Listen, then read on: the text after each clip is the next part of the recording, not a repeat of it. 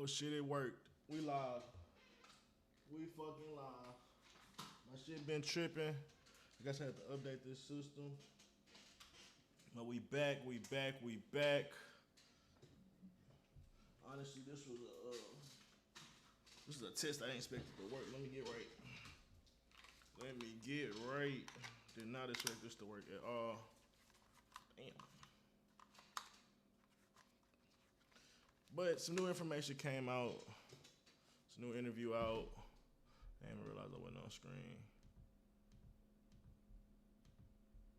There go your boy. Bada bing, bada boom. Let's actually do the thug thizzle. We're going follow.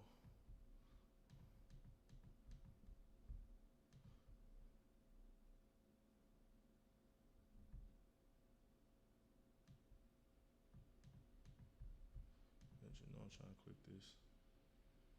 My bad, I should have been ready. But this is literally didn't expect this to work. Just trying to get a little test run going. This shit's giving me a hard time for no reason. Bro, what the fuck? It keep grabbing the wrong one.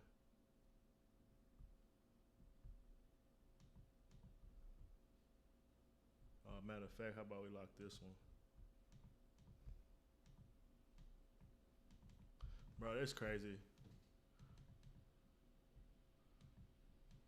This shit not moving.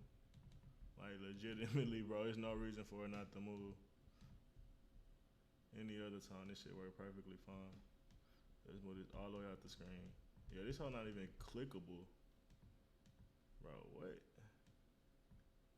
Never seen nothing like this before. Alright, we're just gonna delete that. When the kids ain't acting right, sometimes you gotta send them to the room. Go get another one. Tell your brother come here. See if you work. There we go. Sometimes the kid just gonna keep acting up. Ain't nothing you could do about it. Tell him to go cool off. Alright, man, we back in this thing. Put you on this side. Sorry for the delay.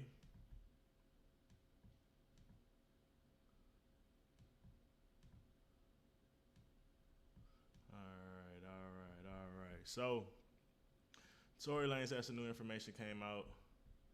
Who in here? I just seen somebody. What's good? Back in this thing. Getting into some more Tory Lanez news. I think this is one of the ladies on the Unite the Way case, if I'm not mistaken. That's where I remember her face from. But she ended up saying that Meg Thee Stallion, the gun came from her bag, and how that's gonna be huge and key and stuff like that coming on. Hold on, bro. My mind ain't up. I'm trying to get right. But yeah, she was pretty much saying that the gun was in her bag and it's pretty much, I guess, definitely her gun, which I mean, this is the first time I'm really hearing that. Like, I always heard it could have been a possibility that the gun came out one of those suitcases, and that's kind of what they was asking EJ on the stand. But outside of that, like, that's kind of new news where it's like, it's almost like they're for certain that they know it's in the bag. Now, because I'm not going. With that being said, I'm kind of curious to why they feel that way. So that's what we're gonna be getting into today. This was during COVID, so they were. Yeah, no, I'm all out of sorts. Yeah, I really didn't expect the stream to work. I tried it like 5 times earlier and it was tripping. All right, we should be good now. Drinking and drunk, and they had been there for hours. And Kelsey fell asleep and she was upstairs, and then Megan had invited Tory to come over, and so he came later on. And so by the time that he Tory would have not known what was in the bag of the ladies, of where this gun was. The gun was in the bag. Okay. Was in whose bag? It was in Megan's bag. Okay. The gun. And were already at Kylie's house drinking, and this was during COVID. So they were drinking and drunk, and they'd been there for hours, and Kelsey fell asleep and she was upstairs, and then Megan had invited Tory to come over, and so he came later on. And so one thing that's key about this too is like people don't get into how Meg, I guess because she was the victim in this situation, but how a lot of this stuff is coming out, how she might have stepped on glass, it might have been Kelsey. When you start to look at the accountability lens that should be placed on her, oh, brother, the fact that you invited a guy that you known to be fucking, that you know you fucking, while you're behind your friend back when your friend had COVID, was sick, and for most people thought that they people was gonna die or something was like, it was bad. No one really knew what was going on. So getting COVID was a scary thing. So not only the girl that you grew up with is like having a life-threatening illness possibly, in most people's minds, you fucking the dude that she was fucking with after you put her on him. You told her to start fucking with Tory because I don't know the reason. But, so not only did you play love doctor, when she gets sick, you take advantage of that moment and was flying out fucking Tory 24/7, so word to EJ. Taking private jets, sneaking behind the security. Your security team ain't know where you was at. You was with Tory. That's what EJ said. Her own hairstylist or whatever stylist. So when you think about how Kelsey was knocked out sleep, had no like idea of Megan's plans, she decided to invite Tory fucking Lanez to a party when she knew that hadn't been even addressed between her and Kelsey. So that in itself is a lot of like crazy, toxic, and just crazy behavior in general. Like, I just want y'all to fathom, bro. Like, you with a girl, you got a girl, or you got a side piece. You can just be, you ain't even gotta be in a serious relationship, but you fuck with somebody, right? And you say, let's go to a bar, I might go to a party, and you invite the other girl that you fuck with too. That's essentially what she did, and expected nothing to go wrong that night, bro. Come on, man. Like, when I say you put that accountability lens on her, bro, she looks crazy, bro. She looks foul beyond measures, bro. The fact you was already fucking a guy that was fucking your best friend, that's already foul as fuck. Like, that in itself is sick, twisted, and lacks so much morals and dignity, bro. Like, I've never even thought about doing some shit like that. Like, that shit is different, bro. Outside of that, I'm trying to think, like, what I was adding on to that. It's just like, you invite them there, knowing y'all drunk and expecting nothing to happen that night. And I'm just like I said, put yourself in that situation, bro. Imagine inviting two of your, like, a main and a side piece, or two side pieces, or like I'm just saying, bro, like, whether it's two dudes or two girls, bro, that shit not gonna go nice. And y'all partying, drinking, mingling, like, it ain't even like, hey, meet me at this restaurant, you go sit at one table here, and then act like you go to the restroom and go sit at another table. Like, at least you trying, I guess, to be player about it or something like that. But, like, nah, like, you invited them to come co-mingle, you introduced them to each other, like, all type of shit. Like, that's crazy. So by the time that he showed up, and why this is relevant is Tory would have not known what was in the bag of the ladies, of where this gun was. And the gun was in the bag, okay? Was in whose bag? It was in Megan's bag. Okay. The gun. And We're all. So with that being said, that obviously drew my attention because I was like, that was a matter-of-fact statement. When I hear matter-of-fact statements, I want to know why you feel so confidently about it. So I have to digress. This is about an hour and 45 or 25-minute pod. Probably split it up. I'll probably be off of this thing by like 1:32, and call it a night. But we're gonna get into it. what's up, guys? Got 7 people watching, man. Lifestyle. Y'all like and Watching subscribe, man. I'm We pulling in up the chat right Miami now. If y'all talking. Podcast. And today we have a very special guest with us. See what We the have chat Diana talking about. London, who is a TV contributor, a columnist, and political strategist who has emerged as the leading voice in the movement to free Tory Lanez. She's leading a growing effort to demand the pardon and release of Tory Lanez, who is currently serving a 10-year sentence in California for a crime that his supporters say the evidence strongly suggests he did not commit. Please welcome the one and only Diana London. How are you? Thank you for coming. And we also have William Cunningham II. What's up, guys? What's up, brother? How are you? Good. And before we get started, I got to ask you guys, where we at? We in Miami. We in Miami.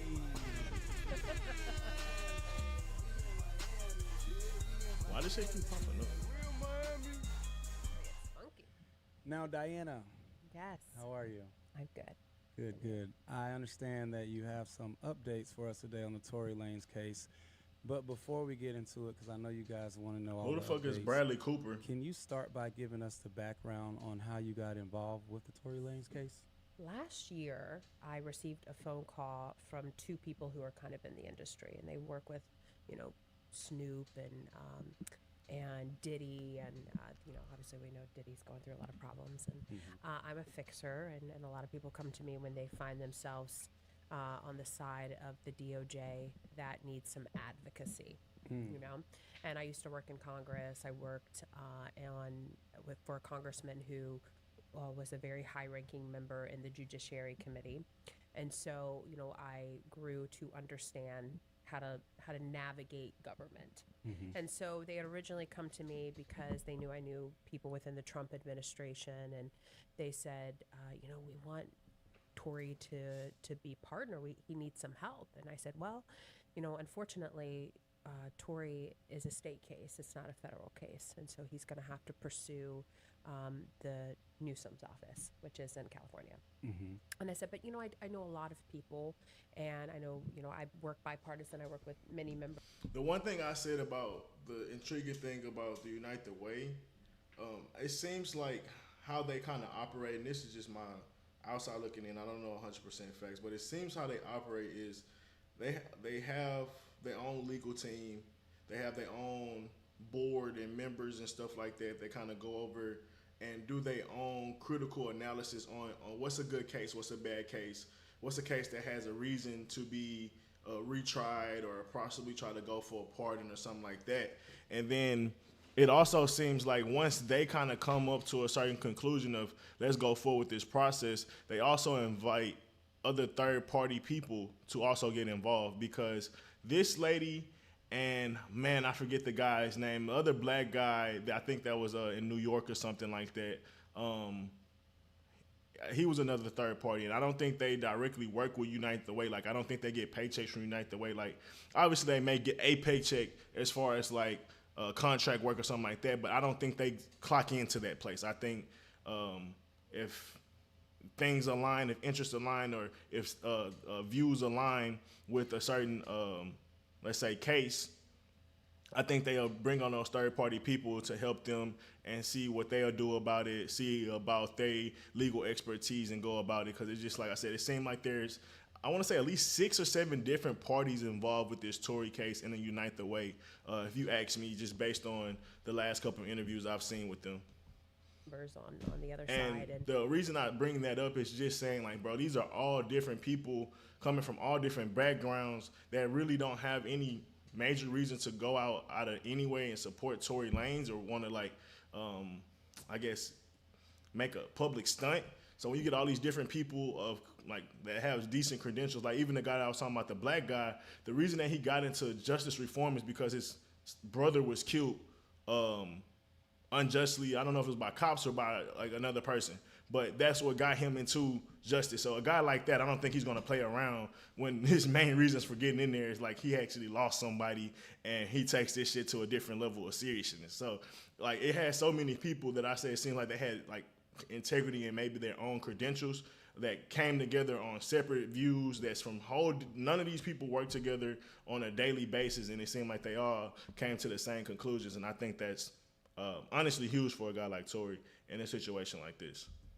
I have a lot of friends that are Democrats that knew Newsom well, and I said, let me make some phone calls. I said, but before I do that, one, I need to hear your story. And I need to hear Tory's story. And, you know, I don't really know much about the case. Obviously the sensational headlines with the people that were involved were pretty loud, but I didn't follow it as a whole. And I wasn't someone who listened to Tory's music and really followed it too much, nor the other person's music that was involved. I wasn't like a fan, you know?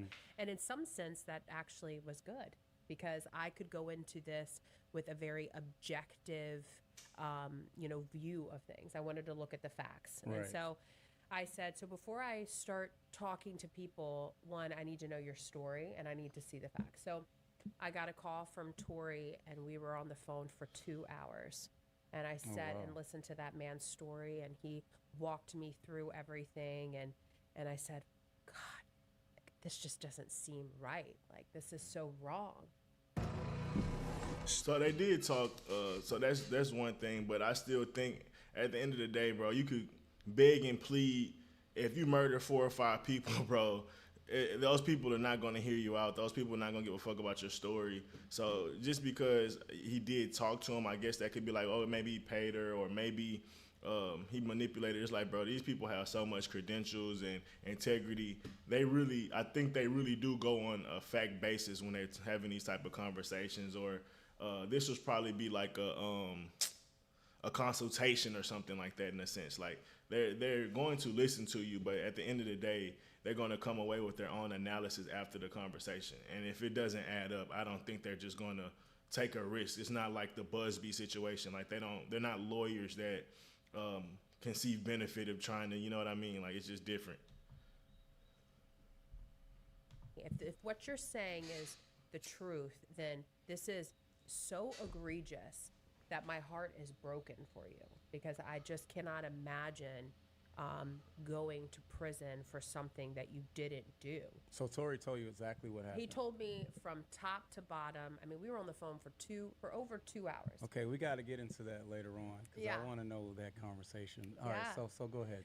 So I said, okay, listen, not that your word doesn't mean anything, but it doesn't, because I don't know you. And that's what I told him. I said, I don't know you, and so I don't trust you yet. So I need you. And I mean, she's checking everything I said, and I haven't watched this video. I literally got off work. I seen the clip. Said, let's react to it. Just send me everything. And so his team at the time was working on an appeal for him, and the appeal had been submitted pretty successfully. They got some writs in there, which if you look up what a writ is, you know, it's like, you know, there's certain pieces of law, and writs are very hard to get in an appeal, and they were successful with some writs. And then I said, okay, I need you to send me over all of your paperwork. So I dug through and I started reading everything, and I'm like, this is crazy. He's been 100% exonerated from the gun. Like, how in the hell is someone in prison when their fingerprints are not on the gun, that the gun that they're claiming was his that shot someone? I'm like, wait, okay. So hold on. So his fingerprints aren't on the gun? There, he is 100% exonerated from the gun. There are 4 people's fingerprints on this gun. Okay. Okay. 2 are a man and 2 are a female. His is, when they took the swab, he's been 100% exonerated from the magazine. And the likelihood that one of... If OJ was able to get off on a medium glove that barely... Like, that bitch still was on 90% of that nigga hand. That bitch ain't fit 100% on. If he able to get off on a technicality like that, and there's many other situations when... Let's say something, my fucking cat is going crazy on his back. I'm going to have to do something in a second. But let's just say you had a case in the 70s or the 80s and you didn't have the right DNA testing and stuff like that, but you still had the weapon and things like that. So now it's early 90s or late 90s, 2000s, and pretty much the DNA technology is way more advanced. If they can go back and test that gun, if they still have it available or whatever weapon, and you not on that, bro, you get off. That's happened plenty of times. So in this same circumstance, it's almost unfathomable that you actually have the weapon that was on the crime scene. Literally, they got stopped 5-6 minutes after the shooting happened. Well, I don't know exact time, but a couple minutes after the shooting happened, you get the gun. There wasn't no time for them to do anything to clean the gun off of DNA, because there was clearly DNA on the gun. And he didn't touch the actual gun nor load the pistol. Like, bro, come on. Like, what does that not tell you? Those fingerprints. Or what does that tell you? Excuse me. 0.01%. meaning wow. that you actually could have more DNA on that gun than Tory. Are you serious? Yes, I'm not kidding you. Crazy. So, I didn't know that. oh yeah, and what's crazy about it is the night that the incident happened, they swabbed everybody, and everybody had gunshot residue on them. So if a gun fires in this room, you would have residue, we would all have residue. Right. Because it's a certain, okay?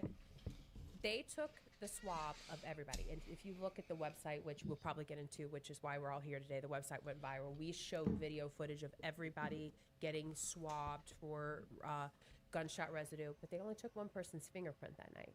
They took Tory's fingerprint. Why didn't they take, if every single person at that incident had gunshot residue?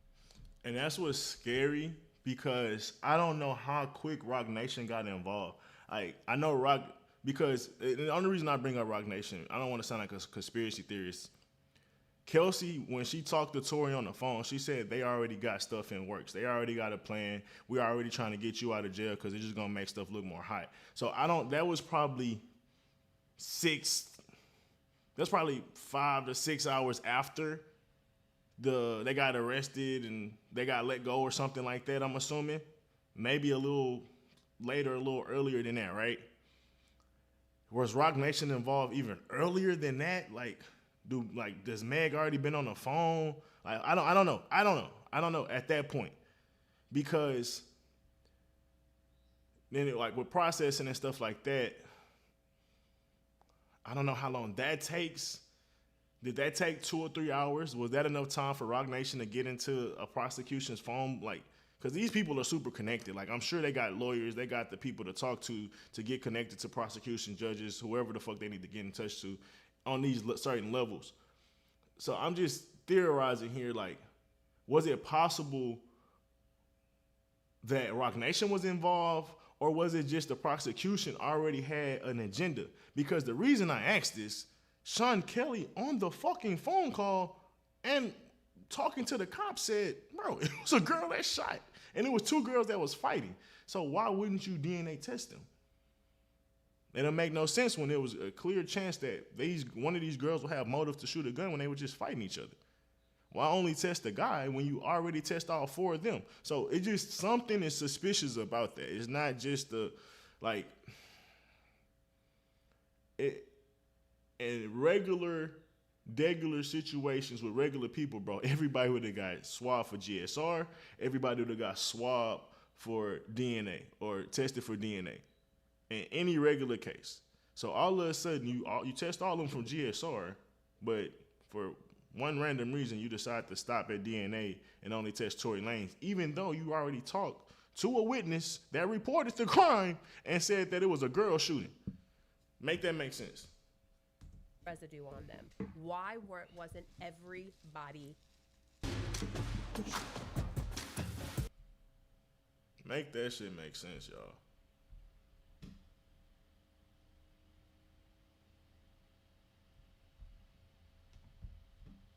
Right. Only Tory.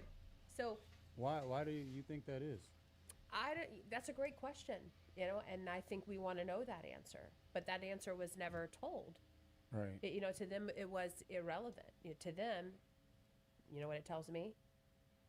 They wanted him to be the perpetrator. That's what they wanted. And so they weren't interested in finding the truth. We could get into this conspiracies. And I mean, I guess the prosecution could have just been on their own type of time. And I guess it's just, I guess they take advantage of the celebrity moment at that time. And they we can hang Tory. I mean, I guess there could be a situation where it's really just the prosecution, first 2 hours of this situation of Tory being in custody, they already coming up with a narrative, even though they had a live witness. I don't know, bro. I just feel like either the prosecution is, regardless of it, the prosecution is extremely dirty. Whether it was on their own fruition or some type of outside, persuasion or something like that. But something was amiss for sure. Which we won't. I think they all live out there of why people think that Tory, through conspiracies. But I'm not going to get into those because that actually doesn't matter to me. What all I care about is that the way that this case was handled was, I mean, in any honest courtroom would never pass the smell test. If in any court, like any, and if you were just a regular person, I think because he was a celebrity, there was even more of a it was even more important that they got it right because they were making a statement out of him, right? Right. And so if you're going to make a statement out of somebody, you better run that case and that courtroom as, you know, as tip top and above fray as possible. And I hate to bring up Diddy in this situation because these are two different situations completely. But it is one key thing that I noticed that seems to be a trend now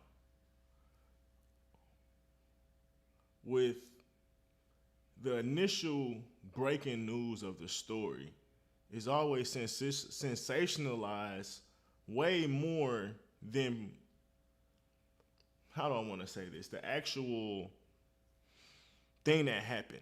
Like with the Diddy situation, for example.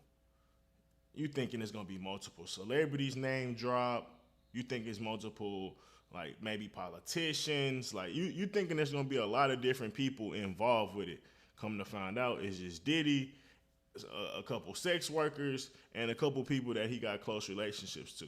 Like, and the grandiose charge that they want to make it seem like, or the grandiose thing that they want to make it seem like this thing was, ended up being a lot smaller when you really get down to the facts.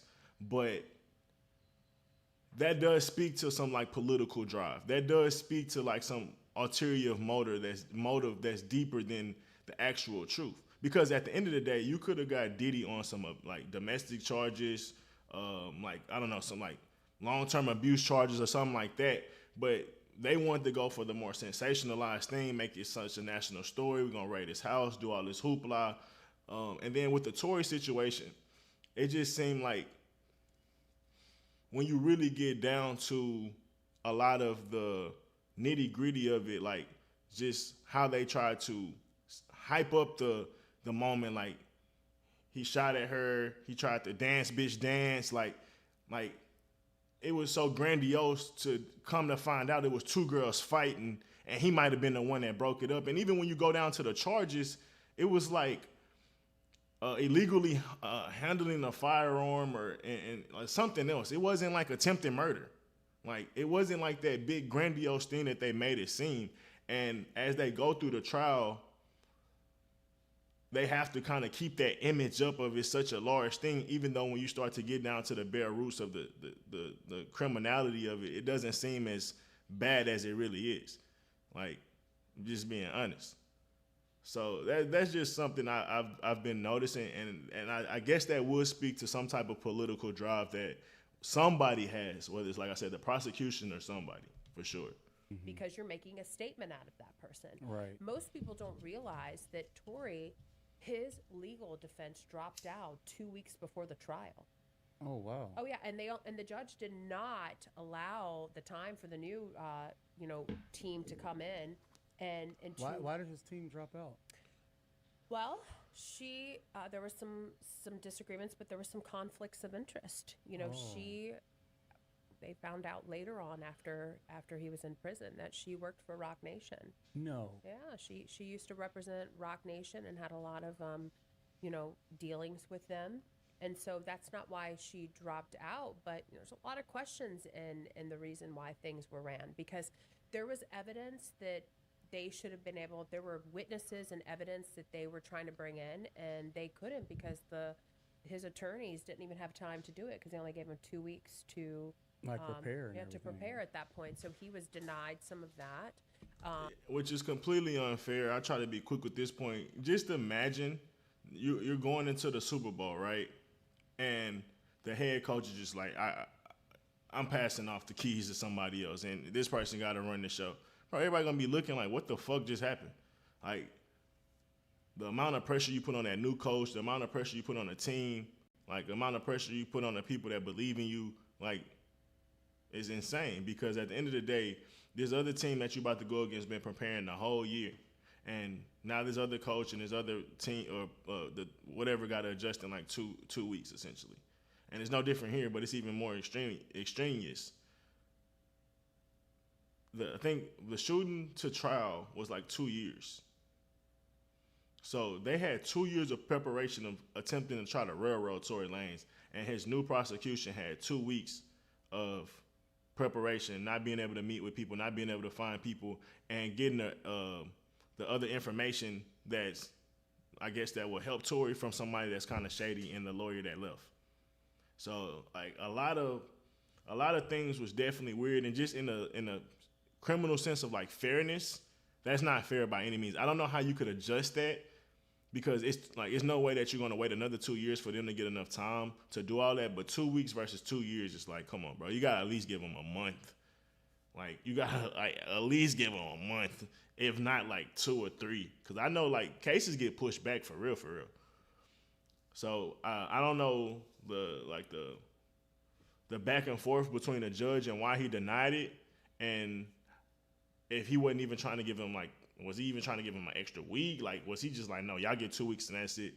Like, that's stiff, bro. I mean, there's just due process. He was gagged, so he couldn't even defend himself. And so when people ask all the time, like, why didn't Tory just get on the stand and tell his story? Okay, well, there's a few reasons. When he tried to tell his story online, they gagged him immediately. So remember that? He put out a tweet, which the attorney that dropped out at the time advised him to put that tweet out, which is interesting. Some bullshit.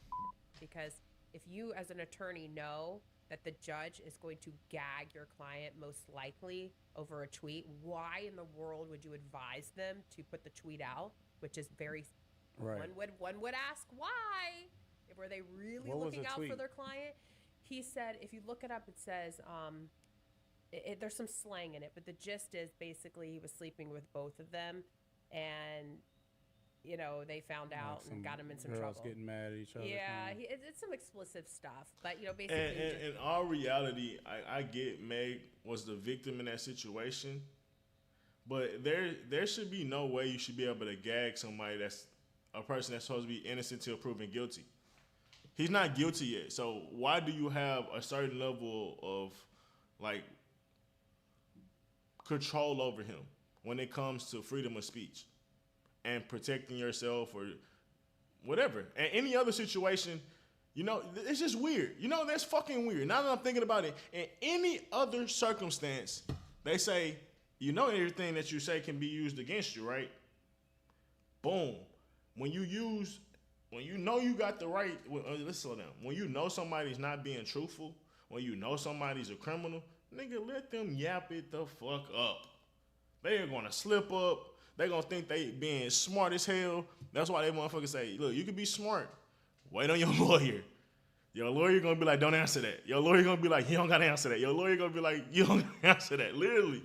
But you gonna be like, no, I can answer it. I got this. And get cooked. And all of a sudden, something that's been a precedent all since the judicial system's been around, they was like, nah, stop talking. Why? Because most likely he was going to break their case. Why? Because he was going to speak his opinion. Let's just be real. But the fact that you gag ordered him, and then that gag order is a threat to potentially being locked up, I think even earlier, because he didn't get locked up till after the trial ended. He was free, I believe. So with that being said, you don't want to get locked up earlier before the trial when you're trying to work with your lawyers and be free with your kids and stuff like that. So you're not about to risk the freedom that you already got. Like, it's just not gonna happen. So that's a crazy threat when you think about it. And I wonder, how is that even legal when I said you have, like I said, innocent till proven guilty, essentially. That's a free man. Because for the people that don't know, it started out as like a gathering at Kylie Jenner's house. Yes. They were all hanging out. Drinking. You know, he didn't come until later, which is actually relevant because All right, we about to get into the juicy shit. Megan and her assistant Kelsey were already at Kylie's house drinking, and this was during COVID. So they were drinking and drunk, and they had been there for hours. And Kelsey fell asleep, and she was upstairs. And then Megan had. Real quick, I'll just give you a brief rundown to the occult things that I think really happened with this shit. If y'all know, other channels, I do a lot of spiritual shit. Even on this channel, I talk about spiritual shit from time to time. But just to wrap it up quickly, when I hear Kim Kardashians or them Dashians, I always think of something ritualistic. I always think of they doing something that's very. I think of them like they're like key holders or they're like handlers essentially. Like they got a lot of power and control over a lot of different artists. That's why you see them always being around and they don't really do shit. Obviously they ain't popping, but. Maybe Tory, Meg, Kelsey was just puppets to some ritualistic shit that was a play. And I don't know to what degrees how that could play out, but I'm just saying, Megan being with Kelsey at the Kardashian house, and like I said, I know how Hollywood get weird. I'm just thinking maybe some shit like that happened because even like the things with Tory and it just feel like a lot of shit was like feel like a play almost, and that's just my occult own personal views on how I start to see like even with like why Tory didn't take the stand, or really more than even that. I kind of understood Tory not taking a stand to certain degrees. Why the bodyguard showed up on the last day? Like that shit felt like a play. Why 2 years later we getting the driver of Kelsey? Like a lot of this shit feels like a Tyler Perry play, bro. And it felt like whether Megan and Tory know it or not, they might know they might be a part of some fucking ritualistic shit where, like I said a long time ago, a lot of people be knowing they're gonna be a sacrifice later on. A lot of people be knowing they're gonna die. Like even with Kobe Bryant, for instance, he had a early commercial of a helicopter plane crashing with him in it as a cartoon early in his career. Like it's either eerie similarities, whether they know it or not. And I think some of these people be knowing it. So that's a different conversation. But when I hear them Kardashians, when I hear she was at Kylie Jenner house, and when I hear that was pretty much the peak of everything popping off, is just very interesting. Two of the most popular artists at the time, Meg Thee Stallion on the woman's side and Tory Lanez on the other, at the Kardashian house, and something like this pop off right after they leave. Bro, that's hella interesting. It's hella interesting. But you never know, man. Had invited Tory to come over, and so he came later on. And so by the time that he showed up, and why this is relevant is Tory would have not known what was in the bag of the ladies of where this gun was. The gun was in the bag, okay? Was in whose bag? I gotta know why she's so confident about this. The gun. And the gun was in so Megan's it was bag. It was Megan And Kelsey. Kelsey, which is Megan's assistant. Yeah. And who Tory had a relationship prior with, and then he was having a relationship with Megan. Intimate relationship? Yes, they were for a long time. Okay, yeah. As well as Megan. And then COVID happened, and apparently Kelsey had left during COVID, and Tory. She said for a long time. I feel like the Kelsey and Tory thing was like kind of like a fling, but I wonder like what's a long time for them? A month, 2 months, 3 months? I feel like any amount of time it's foul for a best friend to go behind you, but the longer they was together, the worse it makes it for sure. Tory and Megan had kind of started during COVID, like a relationship. You know, I don't know if it was exclusive. I'm not really sure. But they were definitely seeing each other and spending a lot of time. And it was all over the blogs, and they were doing videos. So everybody kind of knew that Megan and Tory had a thing going on, which is important because part of the situation that caused a lot of question after Tory was convicted was... Why the fuck they ain't asked her about the gun being in the bag? Hold on, man. When Megan went on with Gayle King, and she asked Megan, did you and Tory have a relationship? And she said, like a sexual? And she's like, yeah. Savings are always on.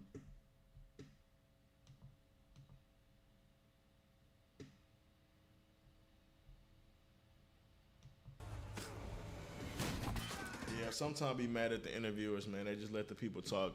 You got to intervene right there and ask, like, what do you mean by that? Like, bro, that was, like, what do you mean the gun was in her bag? How the fuck you know that?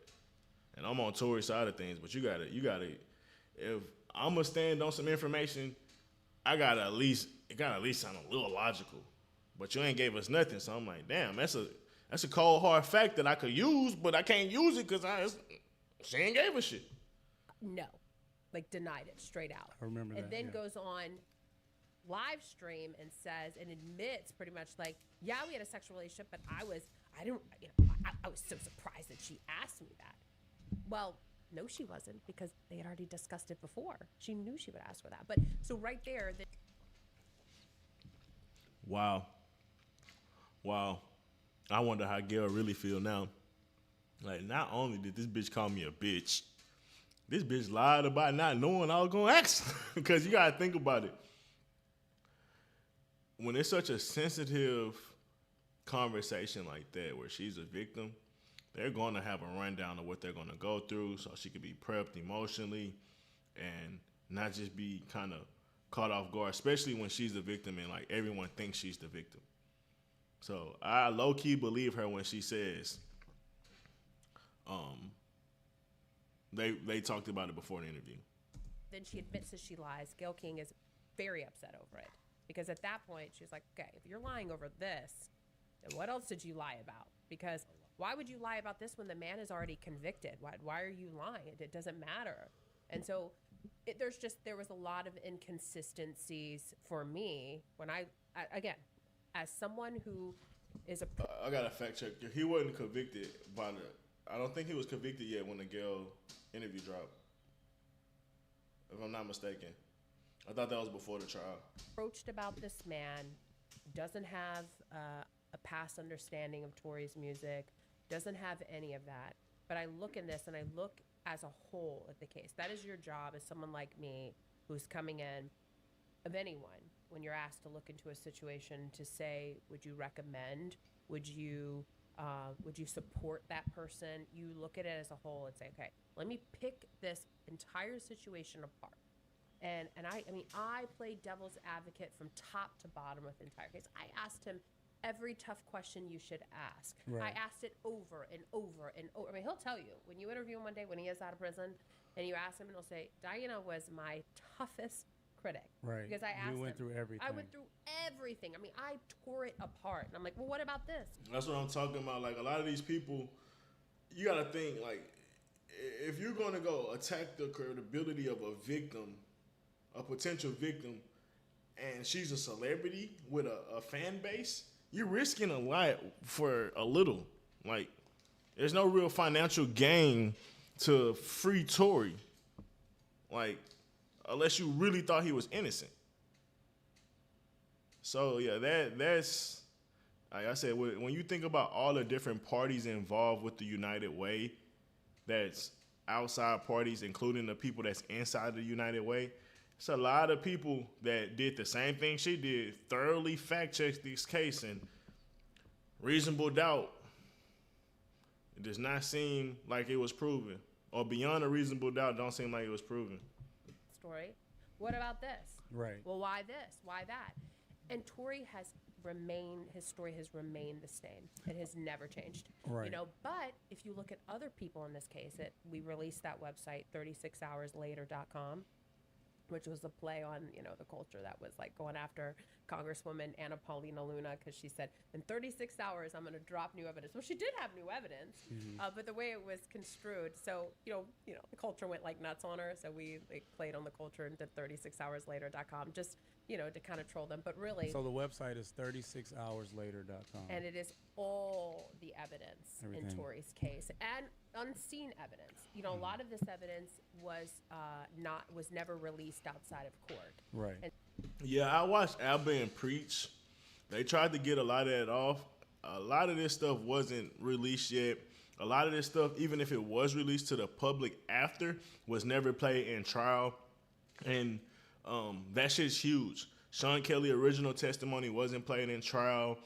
Nothing of Tory and how he was dealing with the cops was played in trial. Nothing about how Megan was saying she stepped on glass was played in trial, because it just, you technically can't play that stuff in trial, but when you talk about how he got railroaded, it just seems so unfair, especially when they end up playing a 90-minute interview with Kelsey, and Desiree Perez is actually in that interview.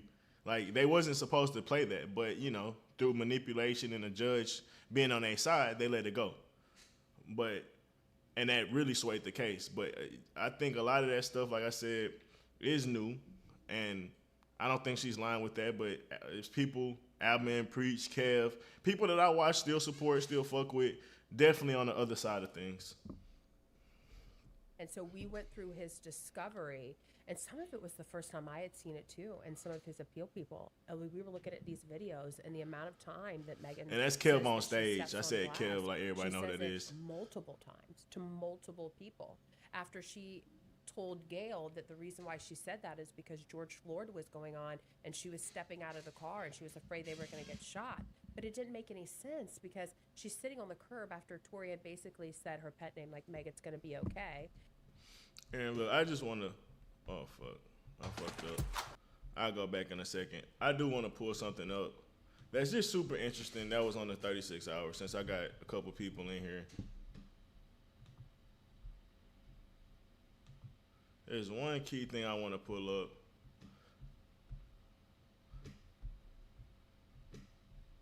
When she stepped on glass, bro, I definitely wasn't 100% like, hey, he didn't shoot her after that. I know for a fact. I mean, I knew he didn't shoot her, but it wasn't 100% for a fact, right? Like, I pretty much kind of felt like the Kelsey did it, but at the same time, if she stepped on glass, now I've come to a conclusion that probably no one even shot her or got hit by fragments. But it was still blood in the car, and I didn't understand how it was blood in the car if she never got shot, but she just stepped on glass. So that was something that was still like something that had to clear up. But then we see Kelsey's legs, and Kelsey's leg toe up from the floor up, and it like she could have been cut or drug on something where that was her blood in the car. And then when you get into this one thing that I noticed that I haven't seen anyone really bring up, where did she step on glass? So this is Kelsey's legs, super tore up. That could definitely been her blood in the car.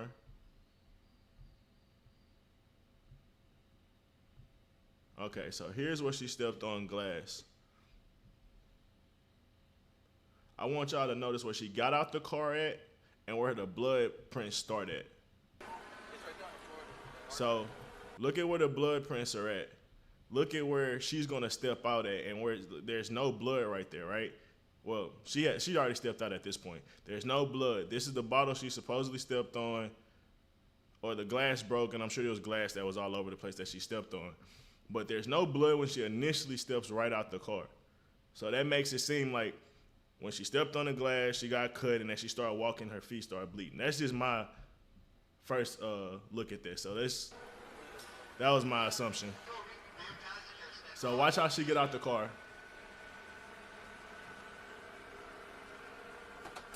So you hear the glass drop. If she had been shot in her feet, I feel like there would have been blood directly where she stepped at. Maybe I'm tripping.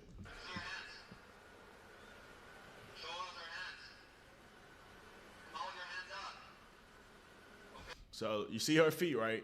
I think that's pretty clear to see. She steps directly outside of the car. We didn't see no blood right there. You hear her step on glass, and she gets on the concrete a little bit further. All right, move back to the sound of my voice. Keep your hands up. Move back to the sound of my And this is where I feel like those blood prints was at, right here. voice. Move back. Keep going. So then I think that's one. So you hear the cop say that. Move back to the sound of my voice. Move back. Back. Oh, Keep she going. put herself. Keep going. Any evidence of any shooting or anything? That's how we So know. there was already blood in the car. So I thought that was Megan. So I'm like, it can't be blood in the car already, right? If she stepped on glass. Like, it's something else up. But that could have been Megan's blood. I don't know. Dispatch. Well, we have the gun here, and then we have other units. They're searching the house where it happened. So that's all we have so far. So nothing happened in the vehicle. No, we don't have any casings. No. Okay, from what you've been told. Okay. And then there's some cash over. Looks like. Was the person who got caught with the other people here that you have in handcuffs? Were they all together? They were all together. Yes, they were all in the same car. Okay. And then, do we know how she got cut? I believe when she stepped down, there's a glass. She dropped a glass bottle, and then I think she stepped on it and cut herself. And getting out of the vehicle. Okay. All right. There's one more I want to show. You guys cooperate with us, and you guys tell us what. Okay. No, it's not this one.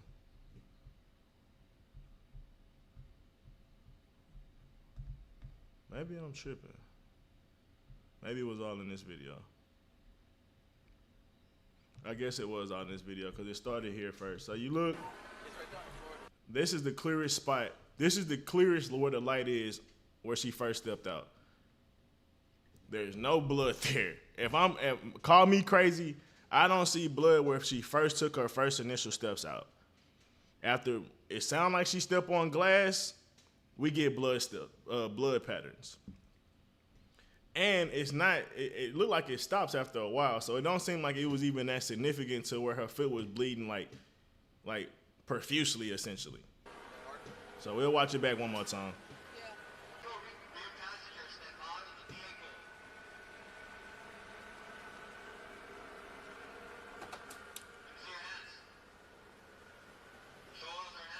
And we all know when glass break, that shit spreads every fucking where. And that bitch fell from a good distance. So you can already imagine why she could step on glass, especially when she took that second step. Hold your hands up. Okay? Come on, people guys here with their hands up. Hands up. You hear her step on glass clearly. Move back to the sound of my voice. Keep your hands up. Move back to the sound of my voice. Move back. So, like I said, that's just one thing when I noticed on 36 Hours. No one else addressed that. If her legs was bleeding profusely from gunshot wounds, I think you would have seen blood before she stepped on glass and before, like, when she first got out the car here. But that was just something I noticed. Flying Low say, do you remember the first x-ray showed metal fragments? If it was shrapnel that hit her foot, not actual bullets, and that was there. I mean, one doctor said they didn't see anything when they looked in the x-rays. I mean, this was addressed here. And then the doctor that came after supposedly did surgery, pulled out bullet wounds and all that different, bullet fragments and all that different stuff, but we can't find it. So, I mean, you can go off of that, but 2 out of the 3 doctors said they didn't see any ballistic damage. So, I mean, you want to take the one doctor, you can, but here it goes right here. Describe injury as a laceration from broken glass. There is no mention of gunshot wounds, fragment, or ballistic trauma. He also described Meg as pleasant and no acute distress. Then Dr. Milton, the one that you are referring to, Flying Low, diagnosed bilateral gunshot wounds based on imaging. He removed 3 small fragments under general anesthesia and called wound superficial, yet performed surgery, claimed fragments was bagged and given to police.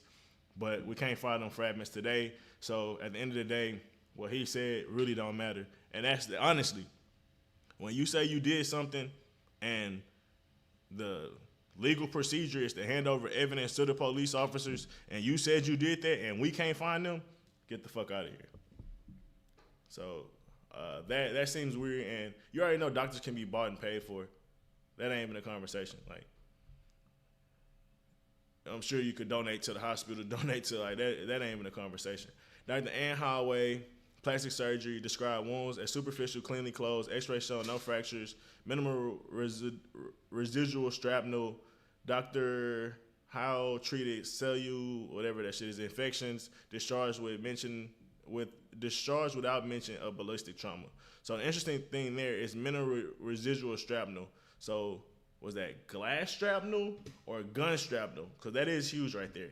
But then goes on to say discharged without mentioning any ballistic trauma. So who knows? Do you know they asked the police for evidence and it was said they have it? I don't believe that's true.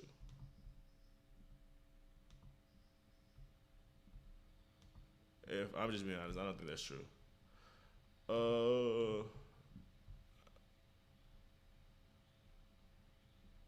Let's see. I mean, that is the bullet fragment's been talked about so much. Like, there's still no pictures of them. We ain't even seen a picture of them bitches, bro. Like, like let's be real, bro. That's weird. You ain't take a picture of it. You can't find an actual physical version of it or nothing.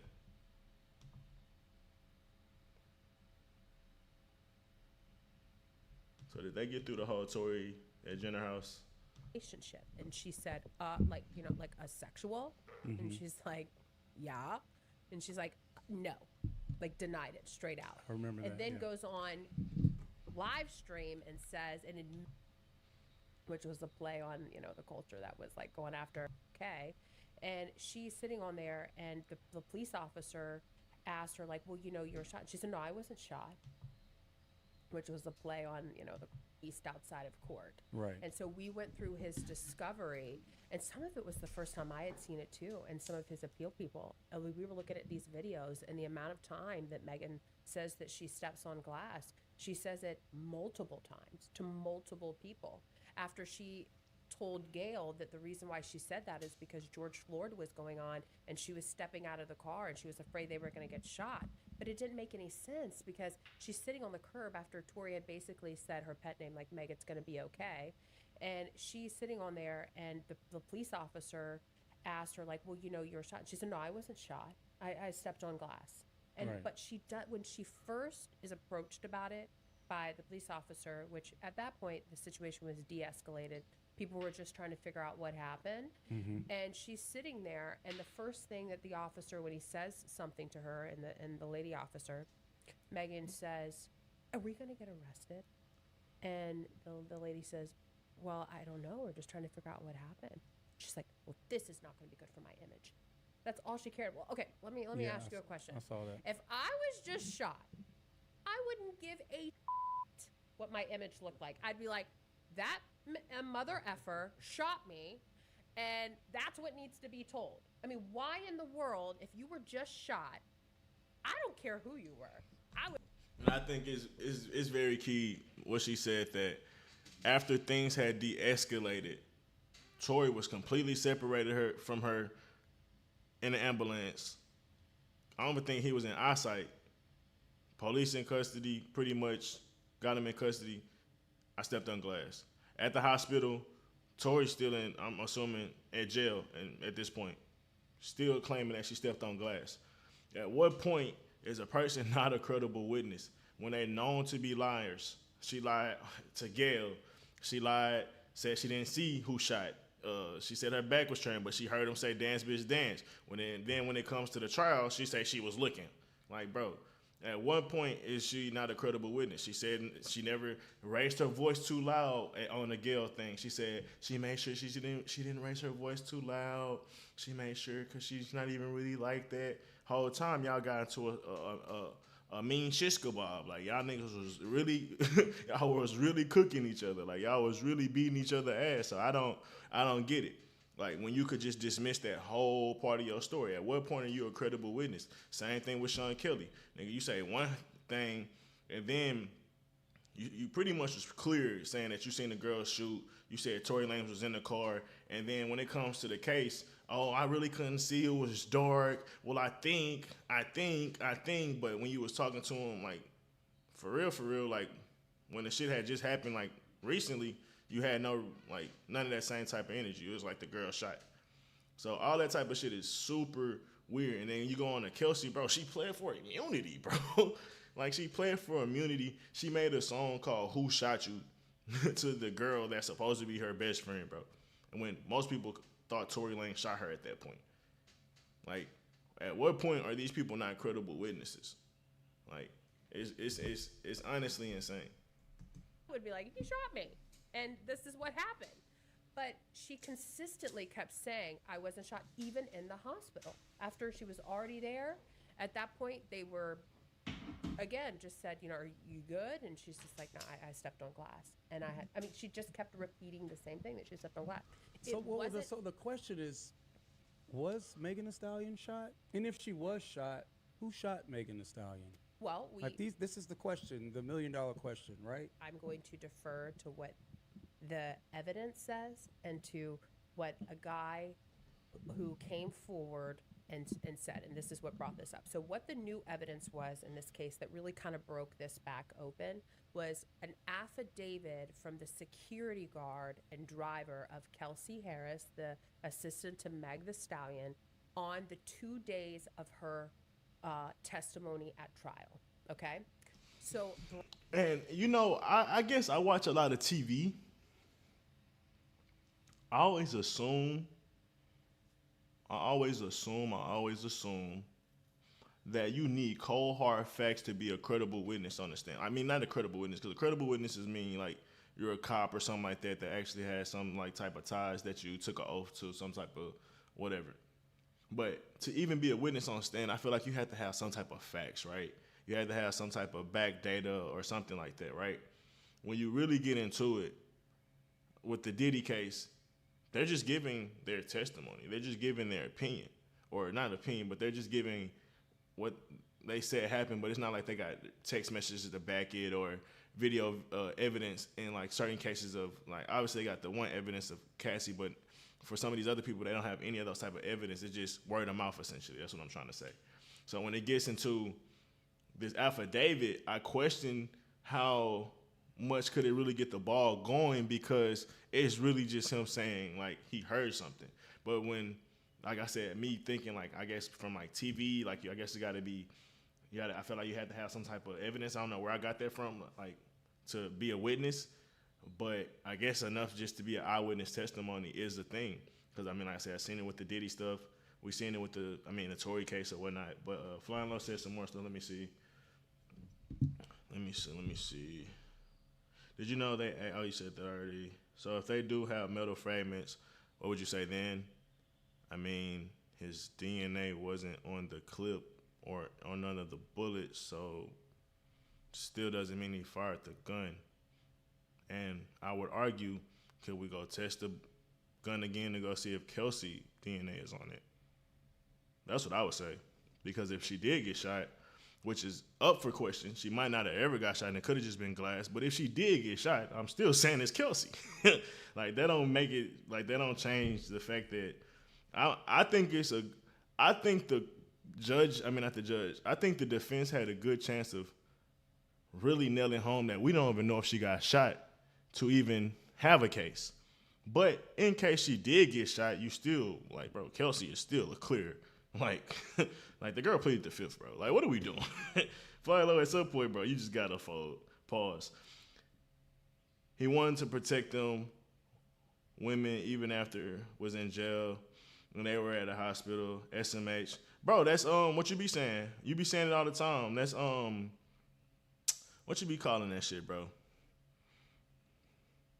What you be calling that shit when somebody like traumatized and they make bad decisions out of trauma? That's what happened. That's what happened. I forget what the fucking word it called. It's so fucking hilarious. Well, I remember the word later. Bradley is, I think his last name's Cooper. He is the driver of Kelsey Harris the 2 days, again, I'm repeating this so you understand. He is the driver of Kelsey the 2 days that she is testifying in the trial, okay? Bradley is working for the security firm, and he is not in the trial. He is outside. He just chauffeurs her to lunch. He takes her home. He drives her, but he's not sitting inside of the courtroom, okay? He doesn't know a hill of what's going on. He's not examining testimony, nothing. He's sitting out there doing his job. Bradley comes about a year later after Tory gets sentenced and he's sitting in jail. My point is we don't know either. We don't know neither. I think the trial did not do a good job of bringing the truth to light. I don't think we got the truth when that trial was done, honestly. We don't know if Megan got shot, and if she did get shot, we don't know if Kelsey shot. We don't know if Tory shot. Or shot her. But based on the evidence I've seen and what Sean Kelly said and the DNA saying, I'm going to lean towards the girls that were fighting each other. It was one of the people that shot the gun. I mean, that's just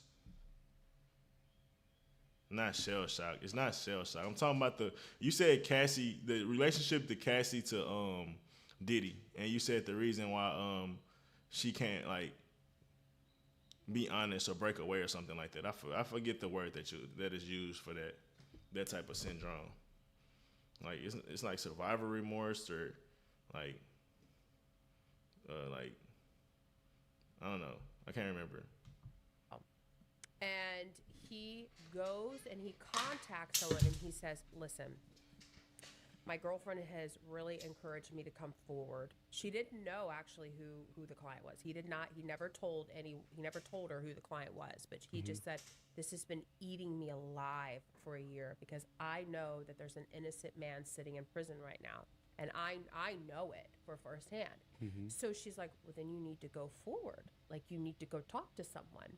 So he goes and contacts Tory's attorney. Was it trauma bond? I don't fucking know. Okay, well, come on into the office. Let's talk about it, and you can sign an affidavit. So he comes in and he sits down and he says, "Listen, I witnessed, from her." I just want to ask there's 8 people in here. Y'all make sure y'all subscribe and like up, man. I'm trying to get this channel monetized. I would highly appreciate it. But one thing I just want to ask, with this guy Alpha David, do we feel there's an ulterior motive? Do we feel like he hates Kelsey? Like, or do we feel like he's truly telling the truth in this moment? Like that's something I guess anyone could battle with. And it's like, you could want to get into why he's done it, why did he wait so late, and things like that. But I don't know, man. It's very interesting. Like I said, it feels like a play. It feels like a Tyler Perry movie, but something's up. And his story matched the same thing that Sean Kelly said. His story matched the same thing that the driver said. His story lines up with how the night atmosphere actually was playing out, with them getting into a mean fight and all this other stuff. So I don't know, man. I say I don't know because I always like to leave. I question everything, but it's weird.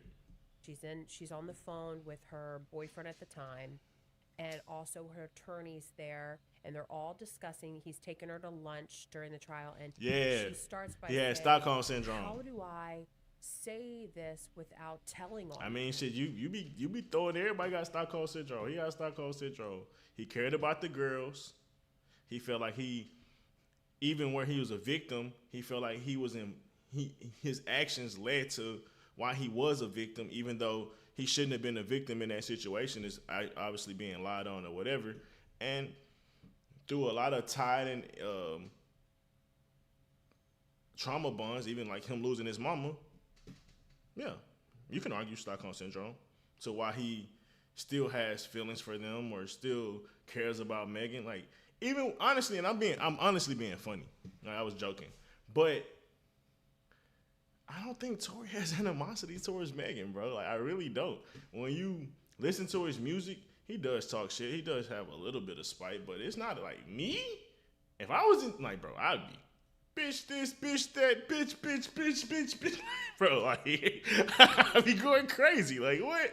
Like, you wouldn't be able to stop me, bro. Like, I would be insane. But for the most part, he's been focused on himself, focusing on getting better. And I think Tory is a man of God. He said he's been focused on like having the right perspective. He said he feel like he's there for a reason. He feel like he's there to help other people. He feel like he's there to reevaluate himself and how he's moving.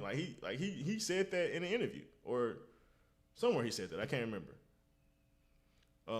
I guess his father said that or something like that. I can't remember who told us that. But with that being said, I just think Tory, like, obviously we look at it as crazy. It's like, why he didn't do this, why he didn't do that. But at the end of the day, bro, people was willing to give Megan that same grace on why she said that she stepped on glass. People are willing to give Megan that same grace if she's like, oh, well, what's the dude that died and got choked out? Like, I've been drinking, so names are just out of my mind at this point. George Floyd.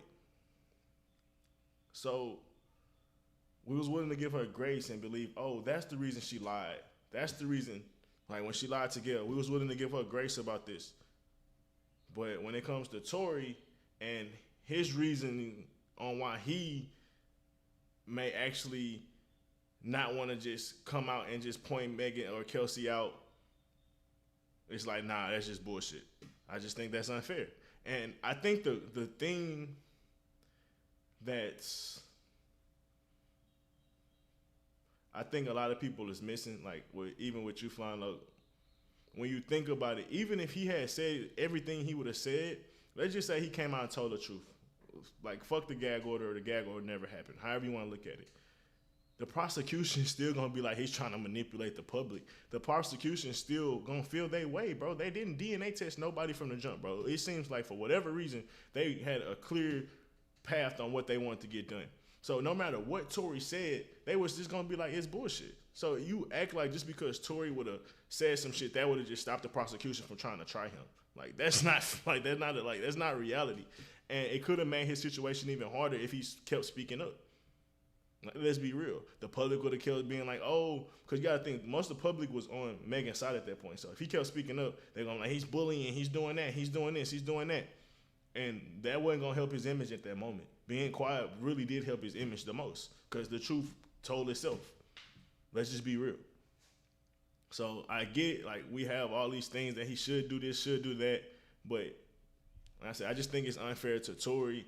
And I think, like I said, even something that's even more mind-boggling possibly is that he can't snitch on Kelsey because Kelsey never shot Megan. Like, in reality. And if he could, like, think of how crazy Tory would have sounded if he would have been like, she never got shot. The gunshots went off, but she never got shot. She stepped on glass. If he would have said that before the trial, he would have sounded crazy. Nobody would have believed him. Like, let's be real.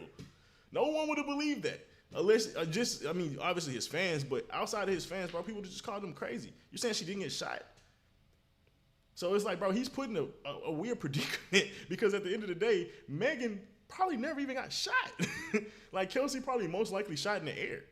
And the situation happened where when they got pulled over because of the gunshots, she stepped on glass. And then, for whatever weird reason, decided to flip on her story later on and say she got shot like a couple weeks later. Like, out of nowhere. So for Tory, it's like mind-boggling, bro. And you got to understand, even to be in that situation, it's like, it's only so much you can do.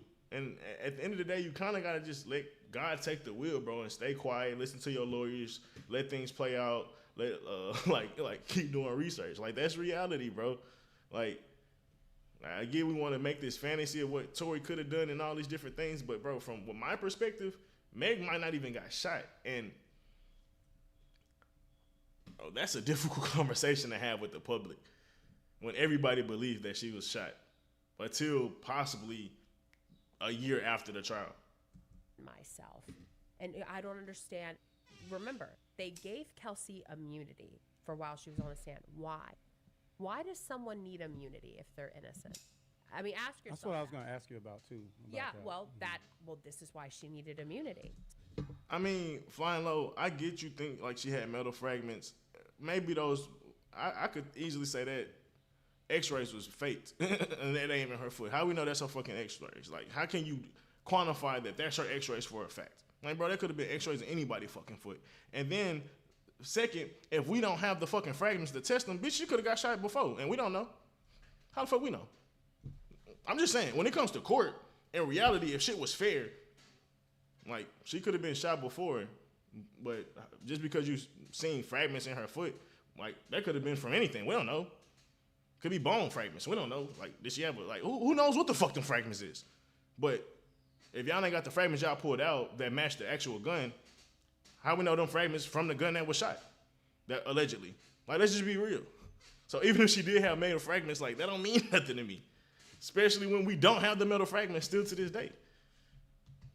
So she's talking to, and her boyfriend and her attorney at this time is telling her about how immunity works. Nope, you know, you're fully immune. You can't be. Like, you can't tell they're metal fragments in the X-ray. Them you just see fragments. So she begins to tell them, like, you know, well, this is what happened. Could have been I shot the gun. metallic glass. You have no idea. Slams, you know, comes around and it slams the, you know, pushes my arm down and 2 more shots go off. And he says, I witnessed Kelsey. I, you know, directly heard her say this, you know, and he goes on to describe that. He doesn't know that what he is doing is he's completely giving the exact count to a Ring video that was also in trial, that you hear the shots going off. In that Ring video, you hear 3 shots go off, a pause, and 2 shots go. That. I feel clickbaited, bro, because they like they brought up the reason I clicked this video is they brought up that gun was in Megan's bag. I mean, that could be reasonable based on if one of the girls shot, they knew where the gun was. They knew exactly where to go to find it. So it could have been it had to be in somewhat of an accessible bag. Like, it wouldn't have made sense to be in luggage because that probably would have took too long. And I think in the back seat, maybe Tory was in the back seat. Oh, it do make sense. Call me glazed, but it does make sense. Tory's in the back seat. So if she would have went and grabbed a gun, Tory most likely would have seen it and maybe grabbed her or like just noticed it a lot quicker.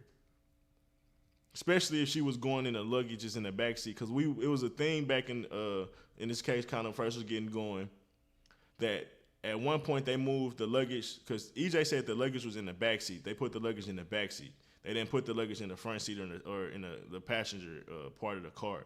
So when they got pulled over, there's luggage in the passenger front of the car. So they was like, they didn't change or anything like that. So why was that luggage in the front of the car? I mean, in the middle part of the car where you see, like, where we went back and watched the video, it had a little bit of blood on it.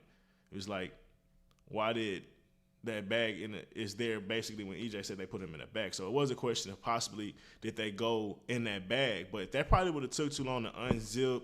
And then, like, that bag would have looked like it's pretty much next to Tory hip. Like, if he would have seen you going through the bag and grabbing the gun, he probably would have, like, stopped you immediately. Or, like, I don't know. I just feel like something different probably could have happened in an equation. But in the circumstances that I'm thinking, Megs is in the front seat, right? Kelsey's fighting her. They're fighting whatever. Meg's kicking and doing with her not. Somehow, Kelsey reached in the front seat where Meg's bag would be, and that's where she grabs the gun at, where it's somewhere easily accessible. Like, that could kind of make sense. But I still, I see the logic, I see the vision, but I still want to know why she's so cold hard, so why she feels so, like, cold hard factual about that. Like, they didn't get to that. And I really feel clickbaited, I'm not going to lie. And I feel as the interviews, they failed at their job, bro. Like, this is a decent interview, but most of this stuff,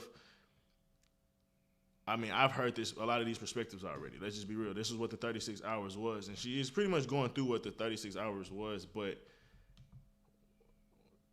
that was like some new information. And I feel like they didn't go over that at all, saying that the gun was in her bag. So, matter of fact. Oh, shit. Oh, hey, go watch my video. More shocking news about Tory Lanez. But I think this was actually when the stuff first dropped. Oh, no, this is actually the video right now. What the fuck? That shit is hilarious. To a Ring video. That was also W recommendation. that you hear the shots going off. In that Ring video, you hear 3 shots go off, a pause, and 2 shots go. That matches exactly what he's saying. He doesn't know any of this. Right. And he actually doesn't know that the original.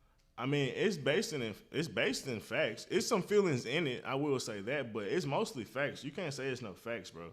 Him not being on the DNA, bro, that's facts. Sean Kelly saying he seen a woman shoot when Tory Lanez was still in the car is facts, bro. What are we talking about? Like, that's something he said directly to the cops, like the next day or the same night, if I'm not mistaken. So, like, it's some facts, bro. And you just don't like the facts because it feels like most of the facts going to point in Tory's favor.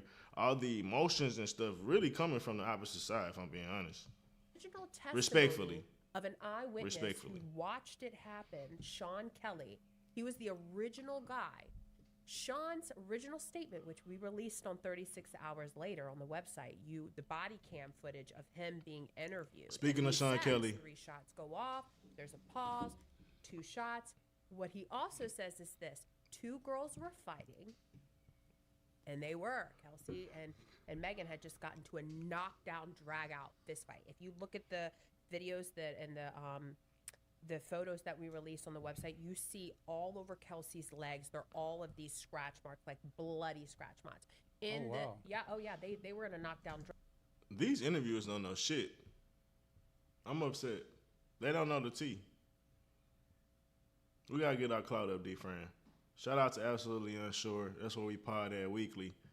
We gotta do these interviews, man. We would've got so much more out of her. Drag out. And I mean, she's delivering. Don't get it twisted, but I would've stopped on some key points that I feel like they missed. Tory, because Tory had basically just exposed. Because they're not informed. It was really nasty. They were pissed off. They were drunk as hell. You know, I mean. So they didn't know that he had been romantic with both of them. No, they did not know. Well, Kelsey did not know. Megan knew. Oh, but Megan Kelsey was with Tory first. Yes, Kelsey and Tory had a relationship for years, like a sexual relationship. And everyone Did she say for years? Did she say for years? She was with Tory first. Yes, Kelsey and Tory had a relationship for years, like a sexual relationship. It sounded like she said for years. I don't know. If they had a relationship for years and soon as the girl get COVID and leave the town, bro, that's crazy. She started sleeping with Tory, that's crazy. I don't know. If she said years, that's crazy. Everyone knew it, like, and everybody knew that, okay. Correct. But Megan... And that would add on to why Tory is so torn up about the situation and why y'all feel like he's not attacking and being more aggressive about his story and stuff like that. If you was in a relationship with this girl for almost a year or two, like genuine relationship, like it's gonna be some feelings there, bro. Especially when you know that Kelsey was technically right. Like, let's just be real, in the black and white, not in the black and white, I don't know, in the world that we should throw this type of ideal in, but in reality, right? Passion crimes, let's get into that. If Kelsey would have killed Megan based on she finding out that she slept with a guy that she been fucking around with for 2 years, most people will understand why she let them shots off. That's all I'm saying. And whether she did it or not, whether she actually hit the girl or not, that's a different conversation. But from Tory's perspective, I could get why he feels a certain way about Kelsey and not really just want to go crazy at her as far as getting her convicted. Because at the end of the day, he also did fuck Megan and he didn't have to fuck Megan. So he's technically wrong about that. Megan's obviously the worst because they had the longest relationship between Megan and Kelsey. They've been knowing each other since college, if I'm not mistaken. So Megan was the worst. But both Tory and Megan was bad as fuck for doing that. Let's just be real. You can understand why a girl would be so passionate and upset and want to. And also, it makes sense to why the squabble was so real, too. Because not only supposedly that was the first time that happened, like supposedly she had slept with somebody else that was Kelsey's boo thing or something like that. So that would cause a hard squabble, and that kind of makes sense to why they squabble so hard. But if she had been fucking around with Tory for over a year or longer, oh yeah, you gotta run the fade. And I could see, like I said, why Tory could feel a way and still feel passionate about Kelsey because he was wrong about fucking Megan. Him putting her in that situation that night and being a little messy caused the night to happen where Kelsey went off. Kelsey blacked out. And at the end of the day, when you talk about passion crime, Kelsey really wasn't in the wrong when you talk about Nigga, you can't, like a lot of people say, you can't judge how a motherfucker reacts. Like when you fuck with them. And when you fuck with somebody on that level where they feel that cut that deep, I could get why, like I said, why Tory kind of leaned towards not just trying to kill Kelsey in a courtroom. Megan did told Tory not to tell Kelsey. Allegedly. Allegedly, it was messy. If you listen to Tory's lyrics when he talks about this, you know, from what I'm told, you know, like Tory was like a hot commodity at that moment, right. You know, and Megan liked Tory, right? So if there's any other woman there that's like kind of feeling him too, you know, I think there's a little bit of a jealousy. Now, nothing happened. So was Tory romantic with Kylie? No, okay. Never. So they were just hanging out. Everybody was just hanging out. Okay. But I think that there was some jealousy going on there, but for sure. I wonder, did the fight start at her house or not until they were in the vehicle? The fight didn't start until they were in the vehicle. Okay. Yeah, and it got heated. It got escalated. You know, they're ragging on each other. Yeah, I think they're just wiling it. Tory gets pissed, and he basically has enough, and he's like, "Listen, I'm effing both of you. Like, I'm sleeping with you both. She knows it. You know that she knows, and she told me not to tell you because." Then that's when it broke out. And then that's when it went crazy. According to one eyewitness, his original testimony, Sean Kelly, and why this is as important as this.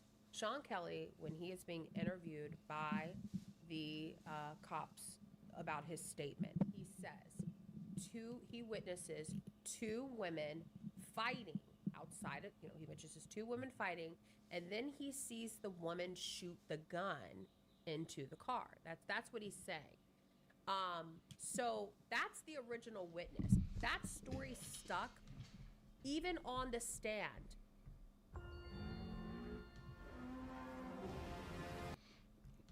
While she was talking, I was gonna find his actual statements of him saying that live in the flesh.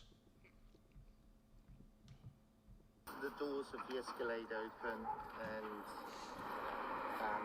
the girl come out and pull open the passenger door and started screaming and yelling at somebody in the car. So the girl who came out of the passenger, you're talking about the front passenger? No, the rear. The rear passenger. And that, like I said, so she came out the rear. She go around to Megan, and that's why it could make sense that the gun was also Megan's gun, because it was in the front seat where it was very easily accessible when it was in the middle of a fight, versus like Kelsey just breaking away from the fight, I guess randomly to go run for a gun, and no one actually noticing that she grabs it. So the fact that she probably grabbed it so quick, you know, who knows? It's interesting.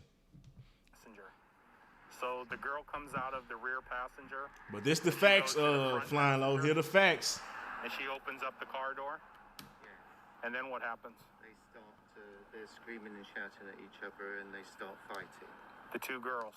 Yeah, I can see one like feet coming out trying to kick her, and the other one's fighting, and then the passenger gets out. So the girl who does the punching and the kicking is the girl that comes out of the back passenger. Can we stop there? Because I don't want to. I'll tell you, and then I want to go. My son's on his own. Yeah, I understand. And it's loud with the cars. I don't really want to. So basically, the car stopped. The girl in the back got out, started screaming and shouting, ripped the door, pulled the door open, but pulled it so sort of viciously. That's why I presume the driver got out. She starts screaming. She starts hitting the girl. The girl then has to sight, her feet come out. She starts to kick the girl away. Passenger.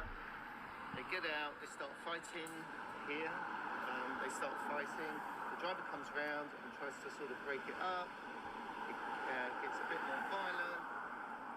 And between them, the girl then climbs back into the front driver passenger seat. Where's the shorter black guy? He's in the back. He's in the back of the car? Okay. Then, so Tory was in the back of the car. The gun. Then the girl shoots it. Let me play that back. Then the gun. Then the girl shoots it.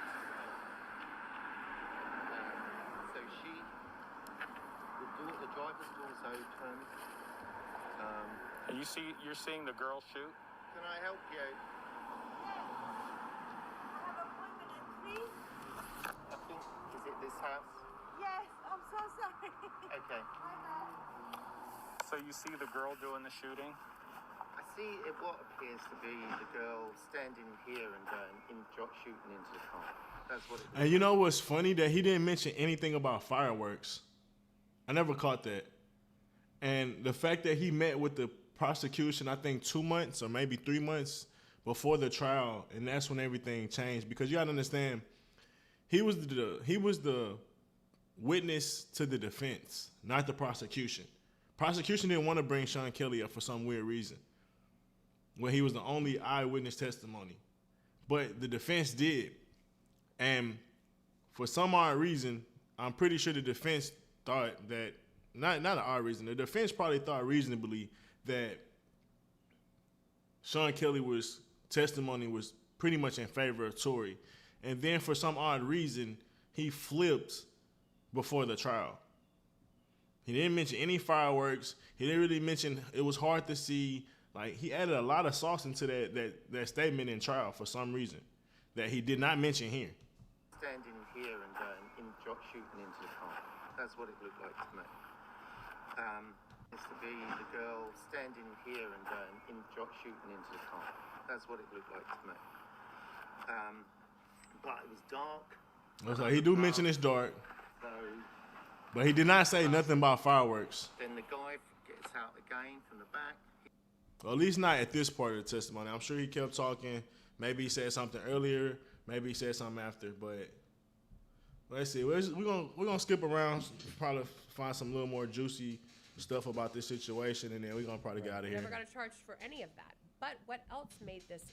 They charged him for. Oh yeah, I like this. I like this conversation. We can't say yet, but we have a very good idea of who we believe the gun was. And Wait, so the gun was not in Tory's possession, so the but gun they got wasn't, him for the gun. So the gun didn't belong to Tory. No, it was not Tory's gun. Okay. And he was exonerated from the gun. So don't you think that if this is your weapon, that they would find your fingerprints on this weapon? Wouldn't be the only time. All over that bitch you'll find it. They never even accused him of a glove. They didn't accuse him of any of that. They said they got him. They charged him for in possession of an unregistered gun.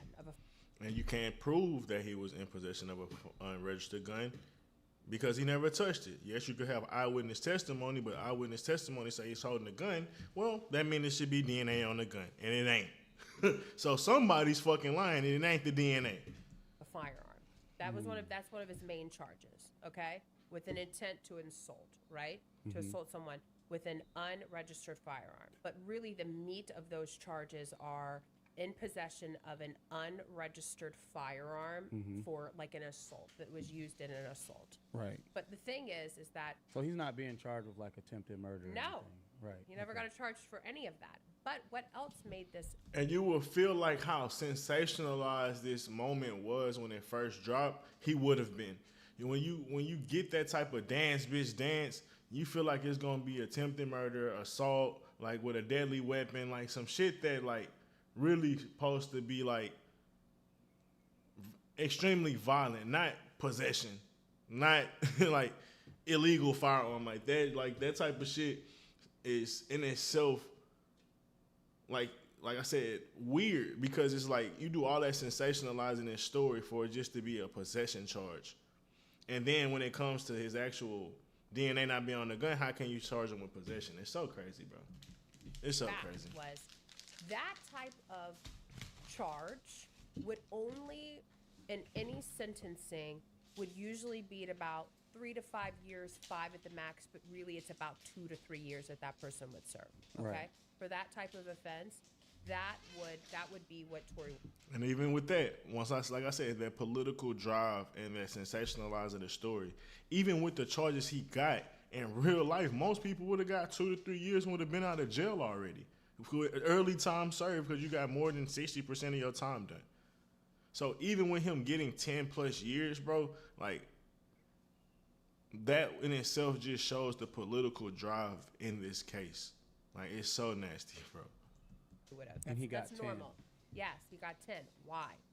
Let's go to the politics of this. This is why this is important. And again, this is why I got involved, because this is not normal. they added a gun enhancement onto the charge. Gun enhancements in California. All right, let's go back to the politics. At the time that this is going on, there is a very contentious DA race going on by a guy named George Gascon, which is at that point, a very corrupt prosecutor. Not well liked at all. The crime in LA has just seized under this guy's. And he ran on being basically soft on crime. Like, he's not aggressive. You know, he uses it almost as race bait, right? Like, oh, the system is racist against black people, and we believe you need to be soft on crime. He also runs against gun enhancements. He says that they are racist. Now, wait, right? when you say gun enhancement, what do you mean? Like a silencer, or what do you mean? No, exactly? a gun enhancement is on a charge. So if you catch a charge, I thought you meant like an enhancement on the actual gun, like. Basically, on his sentence, they enhanced it. They made it more. That means they could add more time onto something. Oh, because a gun was involved, they can enhance it. If it was a bat or a knife or some shit, they wouldn't been able to enhance it based on their judicial legal system. Like they have the opportunity to do that. But even like they said, that prosecutor, or not the prosecutor, the DA or whoever it is, usually is against it, but for some odd reason he like was for it. And then the case that I said, the other guy from I think New York, I hate that I forget his name. He talked about, I think there was a gang member that killed 2 or 3 people, including 2 little girls. He did not recommend gun enhancements on them, but in a situation where a girl essentially possibly got grazed and there's a lot of shaky other evidence, he went for the gun enhancements. It's crazy, or suggested gun enhancements. That's crazy. And the fact that you could do that when he doesn't have any DNA on the gun is even more crazy. What Gascon, when he campaigned on gun enhancements, he says, I don't like gun enhancements. I think they're racist, and I think they should only be used against gang members, violent offenders who are repeat offenders. And that makes a lot of sense.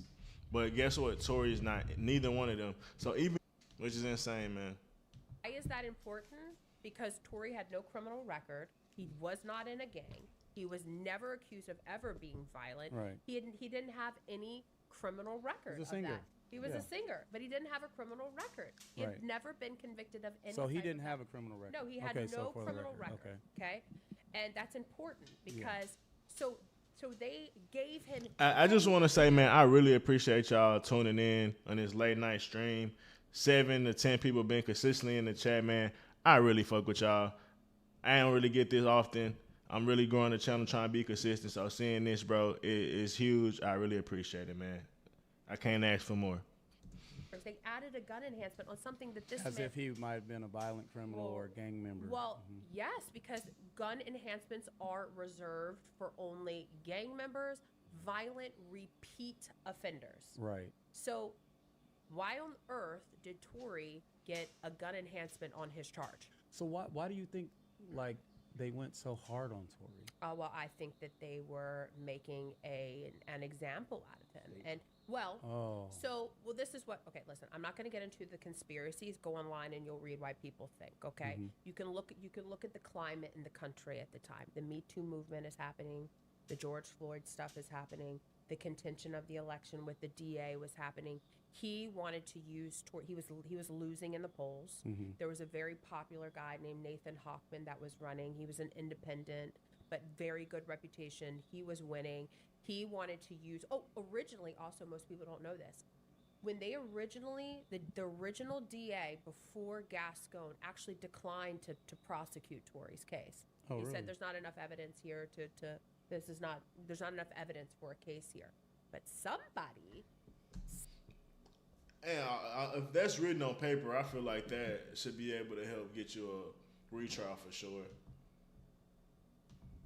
Someone persuaded him to do that case, and it just so happened that he needed some public case to give him publicity, which is wild. So Tory's case went from being, we don't want to pursue this, to full-fledged pursuing And so many of his rights were violated through that. So you look at the political aspect of it too, and you ask yourself, why did the original DA in this case deny that they were not going to pursue this? And then why all of a sudden did they pursue it, and then pursue it so hotly and so rushed and so sloppy, and and then gag him? I mean, none of it makes sense. I mean, there's so much like surrounding this the case. Menendez is brothers crazy. got more of a more due process than Tory did, and they slaughtered their parents. I mean, gruesomely. And Tory didn't slaughter anyone, and nobody died. And it's questionable what happened, if anybody was actually shot or not. It's all again, ask the questions. My thing to you is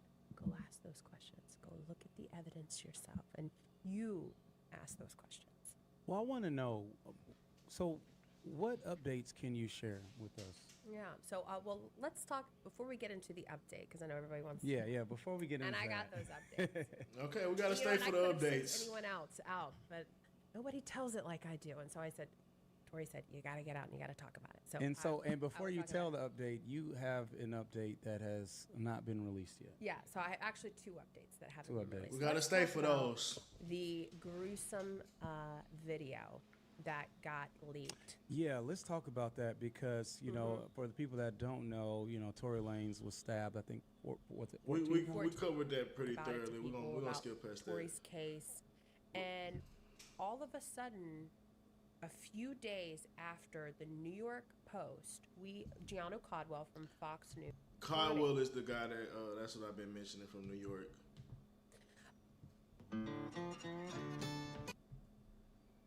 Just want to make sure I don't miss nothing as far as the updates. In the cell right next to him. Okay, this guy is a member of the Mexican MM13, not MS13, area where there's mostly members of the opposite race. It tells you something. It tells you that Tory doesn't have any issues. Right. Things were starting to pop a little bit about Tory. People were we were making some movement. We were starting to talk about it to people about Tory's case, and then in the case that was kind of in light of that affidavit, the questions that they had, and they really wanted to start to question, like, something doesn't seem right about this young man's case, and we want to review it, but this affidavit, this is telling, and if there's an innocent man in prison, then we need to, this needs to be done right. We need to talk about this. Right. So they reach out for comment to the camps of Megan Pete, which is her name, Megan Pete, Kelsey Harris, and also Gascon. They reach out for comment. The only people that commented back were the legal team, who are not her team during the prosecution, but her team now. They reached out with a comment. 4 days later, Tory is violent after having 0 problems. Tory is violent. 4 days after saying they have an affidavit, and it's wanted to see if they have a statement to response, bro. That's crazy. Violently stabbed. Hella convenient. After he been in jail for about a year. Hella ironic. Out of his prison cell for breakfast. You watch the video now, you can see it happen. He walks out of the cell, he stretches, he turns around, and the guy just goes in on him. There was no words like, hey, F you, man, nothing. It was like, Tory's like, hey, man, turns around, the guy just like goes in on him. You see Tory run. And her mentioning there wasn't an argument. There doesn't always have to be an argument before something like that happens, but oftentimes you do get some type of confrontation from time to time. But you do get people that get caught off guard all the time as well. So I think her mentioning that, though, just kind of reference to how it could have kind of felt like a hit, and I get that energy. But it's not a guarantee. Obviously, I feel like it was some outside influence that had to deal with that situation, but it's no cold hard facts, essentially. Not yet, at least. Other things you see in that video is just unbelievable. You watch guards. If you're watching them in the camera, they're watching it and just watching it happen. So the guards aren't even helping. They're not even doing anything. He runs past them. When you see the picture of them running down the hall, there's this picture and he's bloody. There's these 2 guards. It's just they're staring at him. They do nothing, and he's like, "Yo, you just gonna watch me die?" Right. I mean, he like screams at them, "You just gonna watch me, man?" And they do nothing. That's They crazy. do nothing for him. And you ask yourself, okay, now you know the coincidence of the timing doesn't make any sense. Okay? Why? Yeah. Why all of a sudden am I having no problems? All of a sudden there's problems? That's questionable. Another thing is, why the hell? And if Tory did supposedly talk shit or flirt with that guy's wife, if he knew he was his neighbor, Tory would have been a lot more alert and probably would have never had his back turned to that guy. He would probably be always keeping an eye out to where that guy is at. Just out of like sensibility. Like if you really beefing with somebody and you know they right next door, you gonna be on P's and Q's a lot more than that situation where it's a hit and it completely catches you off guard. Protocol when and we just being honest. Break out. And it wasn't even a fight. There was no fight. The guy just meant to kill him, right? Then they break protocol when there's that wasn't a fight. That was like an attempted assassination. Yeah. You know, like the guy was going to murder him, and why, and who, and what was the benefit? That's the question. Yeah. Well, did it ever come out of why this guy said he stabbed him? Well, yeah. Okay, back to this. Tory runs off. Finally, he's bleeding out. Right. He's like, come on. That Tory's like, going around the prison telling people that he's gonna kill the guy for what? And we have to defend, instead of talking about the well-being of this man who's innocent already and who is a victim of many people in the system who railroaded this guy very clearly. There's Congress people who are interested in this, who have read over this. Why the hell would they want to get involved if they thought this guy was guilty, right? They would stay away from this, but they see it and they're like, yo, this is really egregious. We don't get to cherry pick hysteria on injustice. It, just like Martin Luther King says, injustice anywhere is a threat to justice everywhere. And so if you can't just cherry pick because it doesn't fit your narrative. No, it's injustice and you should be asking questions. So they're asking questions. So in the meantime, this is happening. TMZ gives this egregious guy a platform and they let him spew his bullshit all over the television. And Tory has to basically defend himself when he's the victim. So it gets better. All of a sudden, a week later, we get TMZ contacts us and they're asking us if we can verify the video that they have of Tory's stabbing. And we're like, however you book your car, first check Kayak to compare hundreds of travels. Man, TMZ don't give a fuck. They were showing Kobe footage, if I'm not mistaken. Or something. Verify the video. How did you get a copy of a jail video from a prison of a violent stabbing and photos? How did you get that? Right. Well, they bought it. So, oh, wow. Okay, so let me just clarify this. The very man who's innocent in prison, because a lot of it is because of the... That's hella corrupt too. Because somebody recorded it or something and pretty much made hella money off of that. But the thing that make it corrupt is it's like if you got people that's that careless that's supposed to be security or higher ups and shit that's running shit. I don't know, man. And it's involving you. I feel like you got an argument to why at least you should be able to move jails or something. I don't know. Media who completely villainized this guy and made him into a monster. Never let him tell his story. The courts silenced him, didn't let him tell his story. They ran amok with his case and listen, he was just the murderous guy. I mean, that's just what they wanted to say. Violent criminal, even though he didn't have a criminal past.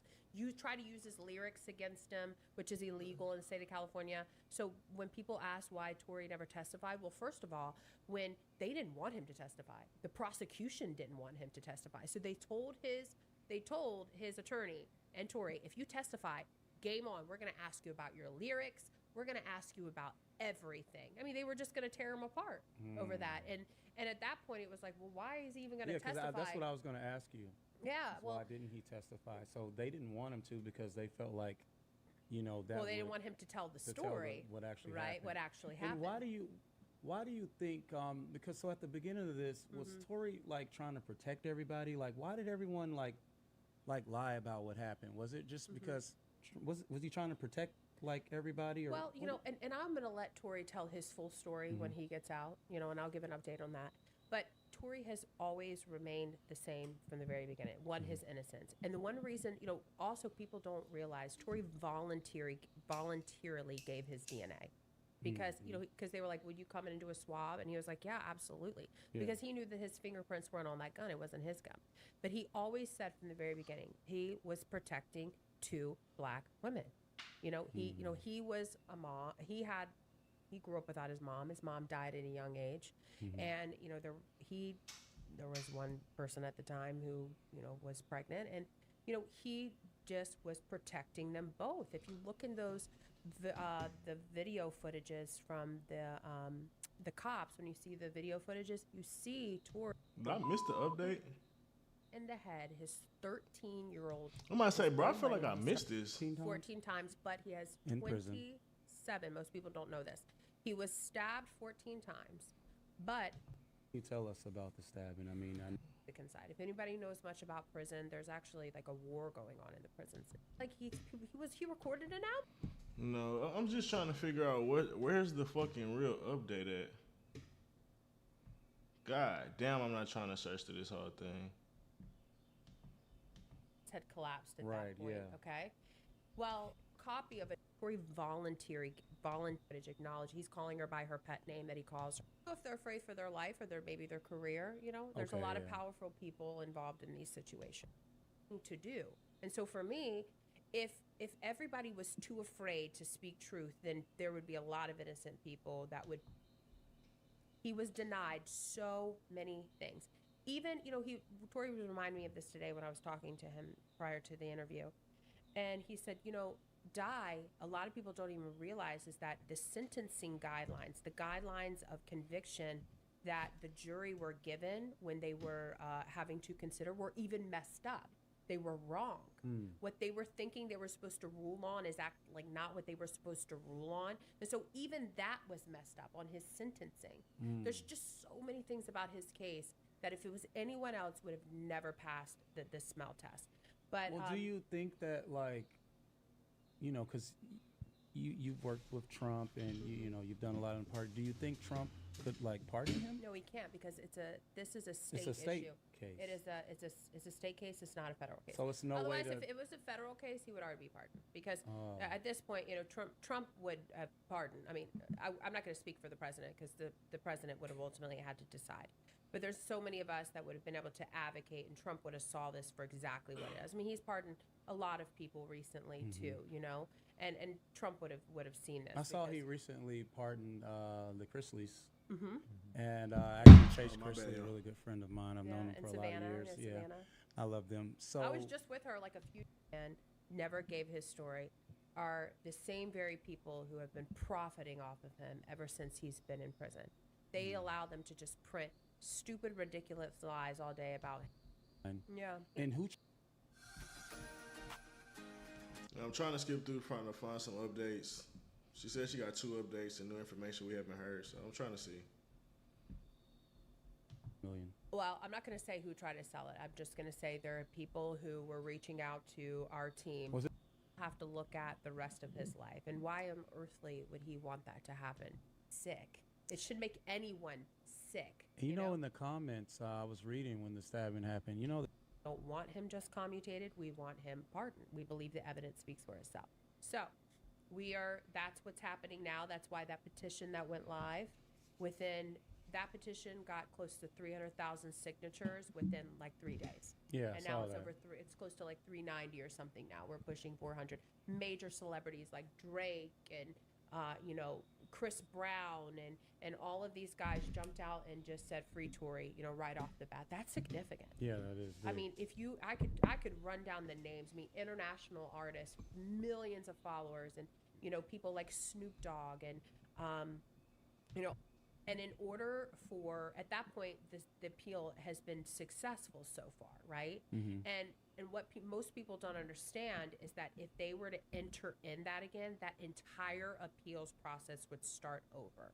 They would have to do reconsideration. They would have to file for a writ to get that information in there. That could take 6 months. I mean, this is a big process. And at this point, just off of the evidence alone of his fingerprints being 100% exonerated from the magazine, like all of that evidence alone, and the handling of his case and all of that alone is enough for a successful appeal.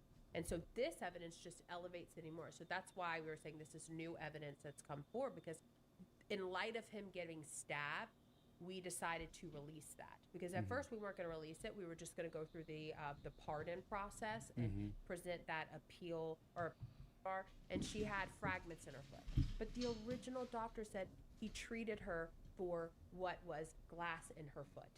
Okay, that was the original statement. Go look at it on 36 Hours Later. That's not my word. That's the police words. So, yes. So this is what I want to say as an update for who I am and what I know. And I found the an system that I'm update. involved in. Tory Lanez will be freed this year. I just want you to know that. So Tory's getting out. Tory is getting out. Let's go. Okay. Now hold on. That was a So we have it that here. was So a Tory mean ass getting cut, out. bro. There's some definitely stuff they cut I out. put together this team, and I knew that She said Tory will be was free this innocent, year. and I knew it was going to take. That's people huge news. That understood California and the process there, and that it was going to take us who understood the media and those who could get out and talk about it too. So, putting together a strategic team, I was very strategic about the people that I put together. And I wanted those people to know this process and to understand Tory's case and to understand what happened to him, that we're able to advocate. And those people are doing that. And there are legal processes that have to happen. So when Tory is freed, what you will know is this. There are so many people that have been involved in this that are legal experts in these matters, and habeas and lots of different things. These people would only get involved if they actually, factually, legally believed he was innocent. They would not put their name on this. They wouldn't advocate to the governor. They wouldn't touch it with a 10-foot pole. So these are pretty higher ups. These are that very involved? high people that understand the law, have worked within, the sphere of government. They have successfully helped pardon people. These people looked at this and were like, yes, this guy is innocent, So if you had to guess. I mean, if she's not just bluffing, which I don't believe, I'm just always trying to play a little bit of what the opposition is thinking. That's huge. To say that there's people, as far as Congress, there's people that's in other political, like I said, this was a political thing, but there's so many dynamics to politics in general. There's other people in other places that's been seeing this and coming out and putting their name on a line on behalf of Tory, including this lady, and including Caldwell, and including the United Way. A lot of organizations and people that have an integrity to uphold. So, I said, if she's not bluffing, which I don't think she is, maybe he will be free this year, which would, I think he's been in jail for a year and some like 4 or 5 months now. So a little over, maybe close to 2 years by the time you get out. Like, it's a lot better than 10. When do you think Tory is going to be released? I don't know the date, but it will be this year. Do you think Take it it to could the be bank. like this summer? It will be soon.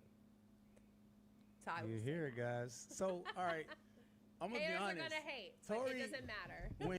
So that just makes me feel that the pardon is coming and not so much the retrial. Unless the retrial is going to happen and the retrial is going to take maybe a week or so. But I think it's more on the pardon, and I forget what she said, what's the governor name? Newsom. I think they probably have some type of, they've been talking to him. They publicly called for his name, and who knows if they actually have gotten in contact with him behind closed doors. And that's kind of probably where this confidence is coming from, because they're getting a lot of positive energy from the governor of California. That's possibly what's going on. When Tory gets out, like, he's going to be huge. Like, I hope he does. I heard that there's rumors that, he'll be working with Snoop or Death Row? Yeah, Or well, listen, I'll let Snoop and Tory break that on their own. But, listen, I know that in Tory's, you hear Suge from prison. He talks about all the time. He was on TMZ and, Pierce Morgan, which I think is so funny to me. Like, Suge is like on Pierce Morgan all the time. Like, it's so random. He's just in prison, chilling, calling Pierce. Wherever the road takes you, Chevy is ready. Let's see if we can get to this other update before we wrap it up, man. Did he, sounds like he's having the best time of his life over there, in my opinion. Anyways, just kidding. Sean. Weren't you on Pierce Morgan too? No, I wasn't. This is the thing. And I'll speak for Tory on this because he has said this, and so is his father. This is. As far as Megan is concerned, what do you think Megan's strongest argument that will be the hardest for, Tory's team to overcome to be freed? Good question. And I'll speak for Tory on this because he has said this, and so is his father. This is not about Megan. Megan did not pursue those charges against Tory. The DA's office did. So it's not about Megan. I do not villainize Megan. I wish her the best. Tory prays for her, and so does his father. Everybody's victims in this situation. Nobody has won from this. I mean, that's huge as well. I mean, and kind of like I said earlier, I don't know if Tory's actually mad at Megan, and that speaks to him actually understanding who the enemy in this situation really is. I mean, he could go at Megan all he wants, but at the end of the day, that's not who he's really fighting. And for him to actually say that shows a lot of reason in times of turmoil, when most people would be emotional, when most people would have a lot of spite. I said, even in his music, he's talked about it, but he don't really villainize her like he really could, if you ask me. It's hard to even say that he does that. Like, he talks about the situation from time to time, but yeah, no, it's an interesting conversation. It's an interesting conversation. But it's not about Megan. It's about Tory, and that's my focus. I don't care about any of that. I don't care about her. I don't care about any of them. I care about Tory because Tory is the victim in this. He is innocent. And I don't care what anyone else says. I care about what the evidence says. I care about those who are legal professionals have told me. I care about all the other people that know a lot of things. And that's when I was talking about just the different sources and things like that that's involved with Tory and coming to this. Just imagine how many people she's talked to. Just imagine how many people Caldwell's talked to. Just imagine how many people those other Congress people have talked to. Like she said, legal experts. It wasn't just one other person or two other people that was like somebody that she can go for confirmation bias. Like, no, she probably went to mentors. She probably went to all different degrees of people that was coming up to the same conclusion. So, like, I don't think a lot of people may understand that, honestly, especially if she's being honest. Things about a lot of things. You haven't said anything. Her and Caldwell and the United Way could have had at least 100 different people involved with this case as far as just looking over it. At least just looking over it. That have come forward. I care about these testimonies, and it showed. What's the odds that it's at least 95 to 98% of those people that out of that 100 was on Tory's side? That's the type of shit I think is going on right now, and why she's so confident as well. I mean, on 36 hours later on that website, it doesn't get much clearer of Tory's innocence. Don't take my word from it. It doesn't matter what anybody else says. You look at it at yourself, and you will come to the conclusion. You come to your own conclusion. Don't take my word. Don't take anyone else's word. Come to your own conclusion. But in my opinion, that evidence overwhelmingly proves, and even her own attorneys that were not even the attorneys in her case who have come out and talked, they you might know Harbor Freight. She said she had 2 updates. Growing and they're not stiff. It's like when you get old and you don't move and lift weights. It's the same thing when you have if you don't use it, you'll. He's over here consoling me like, everything's good. I'm like, I think that Tory wants to know. Well, I know what he wants the public to know. One, that he is so grateful that of the support that he has from everyone. He feels it, but he wants everybody to know that Tory doesn't put his faith in people. He puts it in God. And he believes that God has put him through this journey because it's his job after this to help so many people.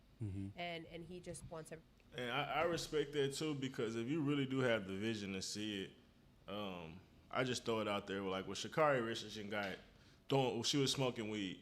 One thing I saw for her future, I'm like, bro, she could have a huge comeback story that could propel her brand more than if she would have just ran and maybe came in second or third or something like that. Having that controversy against your legacy and overcoming that is such a huge thing that people just love to see, and it helps build your brand. And with something like this, obviously, I don't think Tory wants to go through that, but I'm saying after you get convicted and have the foresight to see that, honestly, bro, like if you get out of this in the next year or two after dropping some music and still being relevant for these last couple years, like even the year and some change while he's been in jail, he's still been trending, still been dropping music, still been in the headlines. If you come out, bro, and you can start telling your story, you can start getting back on the Tory Lanez radio type of energy and all those type of things, man, he could really set some shit on fire.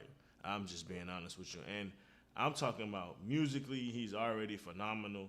He's going to have such a public, respect and backing at that point. And then come on, bro. I'm not going to necessarily say he's going to be a star, but I think, not necessarily, star, he's already a star. But I don't necessarily think he might be the number one guy that carries the future, takes the torch or anything from the guys that's whatever. But, bro, he has a possibility, bro, to really do some crazy things just based on the platform that he's going to have, especially after telling your truth, especially after the public, bro, the public was already in his favor after the trial, during the trial, the public started to sway. People that believe he was guilty at first, once the trial started, start to sway.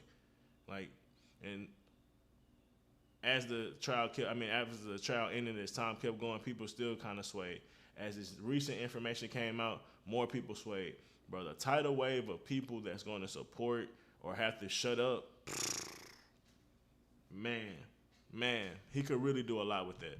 Everybody to know that his faith is in God. And it's really he is forever the great. Possibility is endless. That's what I'll say, because like I said, with the Tory Lanez radio, the phenomenal music, the story, the overcoming, it's a lot to it. The rappers that's gonna fuck with him, the first day out, niggas say that Tory gonna have the craziest first day out. I'm just saying, niggas know, bro, you could really go crazy. It's a lot of niggas, honestly, after they got out of jail shit, they might have got bigger. I remember Gucci, it's hard to say he got bigger, but Gucci got out of jail, he ran it up a little bit more. I think T Grit, I don't know. It's a lot of niggas that after getting out of jail, they turned up. Grateful to everybody's support and the signatures. But with this situation, when my we God. tell him about things that are happening, he's just blown away. He's like, man, look at God. Wow. He's so blown away. You talked to Tory, and he told you, he broke it down. He talked for hours. He told you the whole story of what happened. Okay. What did Tory say happened in that car? Tory said exactly what the man in the affidavit said when he came forward. That's why it was true, because that guy never talked to Tory, did not know Tory before, was not in the courtroom when any testimony. How would this man have known what the story was? Because nobody had told the story, right? Nobody had physically told the story. But this guy verbatim says, unless you was following Milagro, hey, salute to Milagro. Motherfuckers been hating. She told the truth from the motherfucking jump. Shout out to, I think, a H-Town goddess. I better put respect on a real H-Town goddess when y'all see one. I'm just saying, she been standing 10 toes down. Fuck Megan Kilniff, and I stand on that. Real media stand up. Real media stand up. Milagro was verbatim with the shit that was in the court documents. And then when you actually go back and listen to the transcript, then you go fact check that shit yourself. She ain't missed a fucking beat. But with that being said, I don't really think there's any more else to talk about. It's 3 o'clock in the morning. The The viewership has been more than active, and I highly appreciate it. We're gonna probably be back live maybe next week, so man, y'all keep tuning in because I'm coming with shit all the time. New information, new conversation, videos, all type of shit, man. Y'all like, y'all sub. I'm trying to get this shit monetized, man. I appreciate it, man. It's your boy B Neil, aka Emerald Thoughts, aka your favorite casual, back in this thing.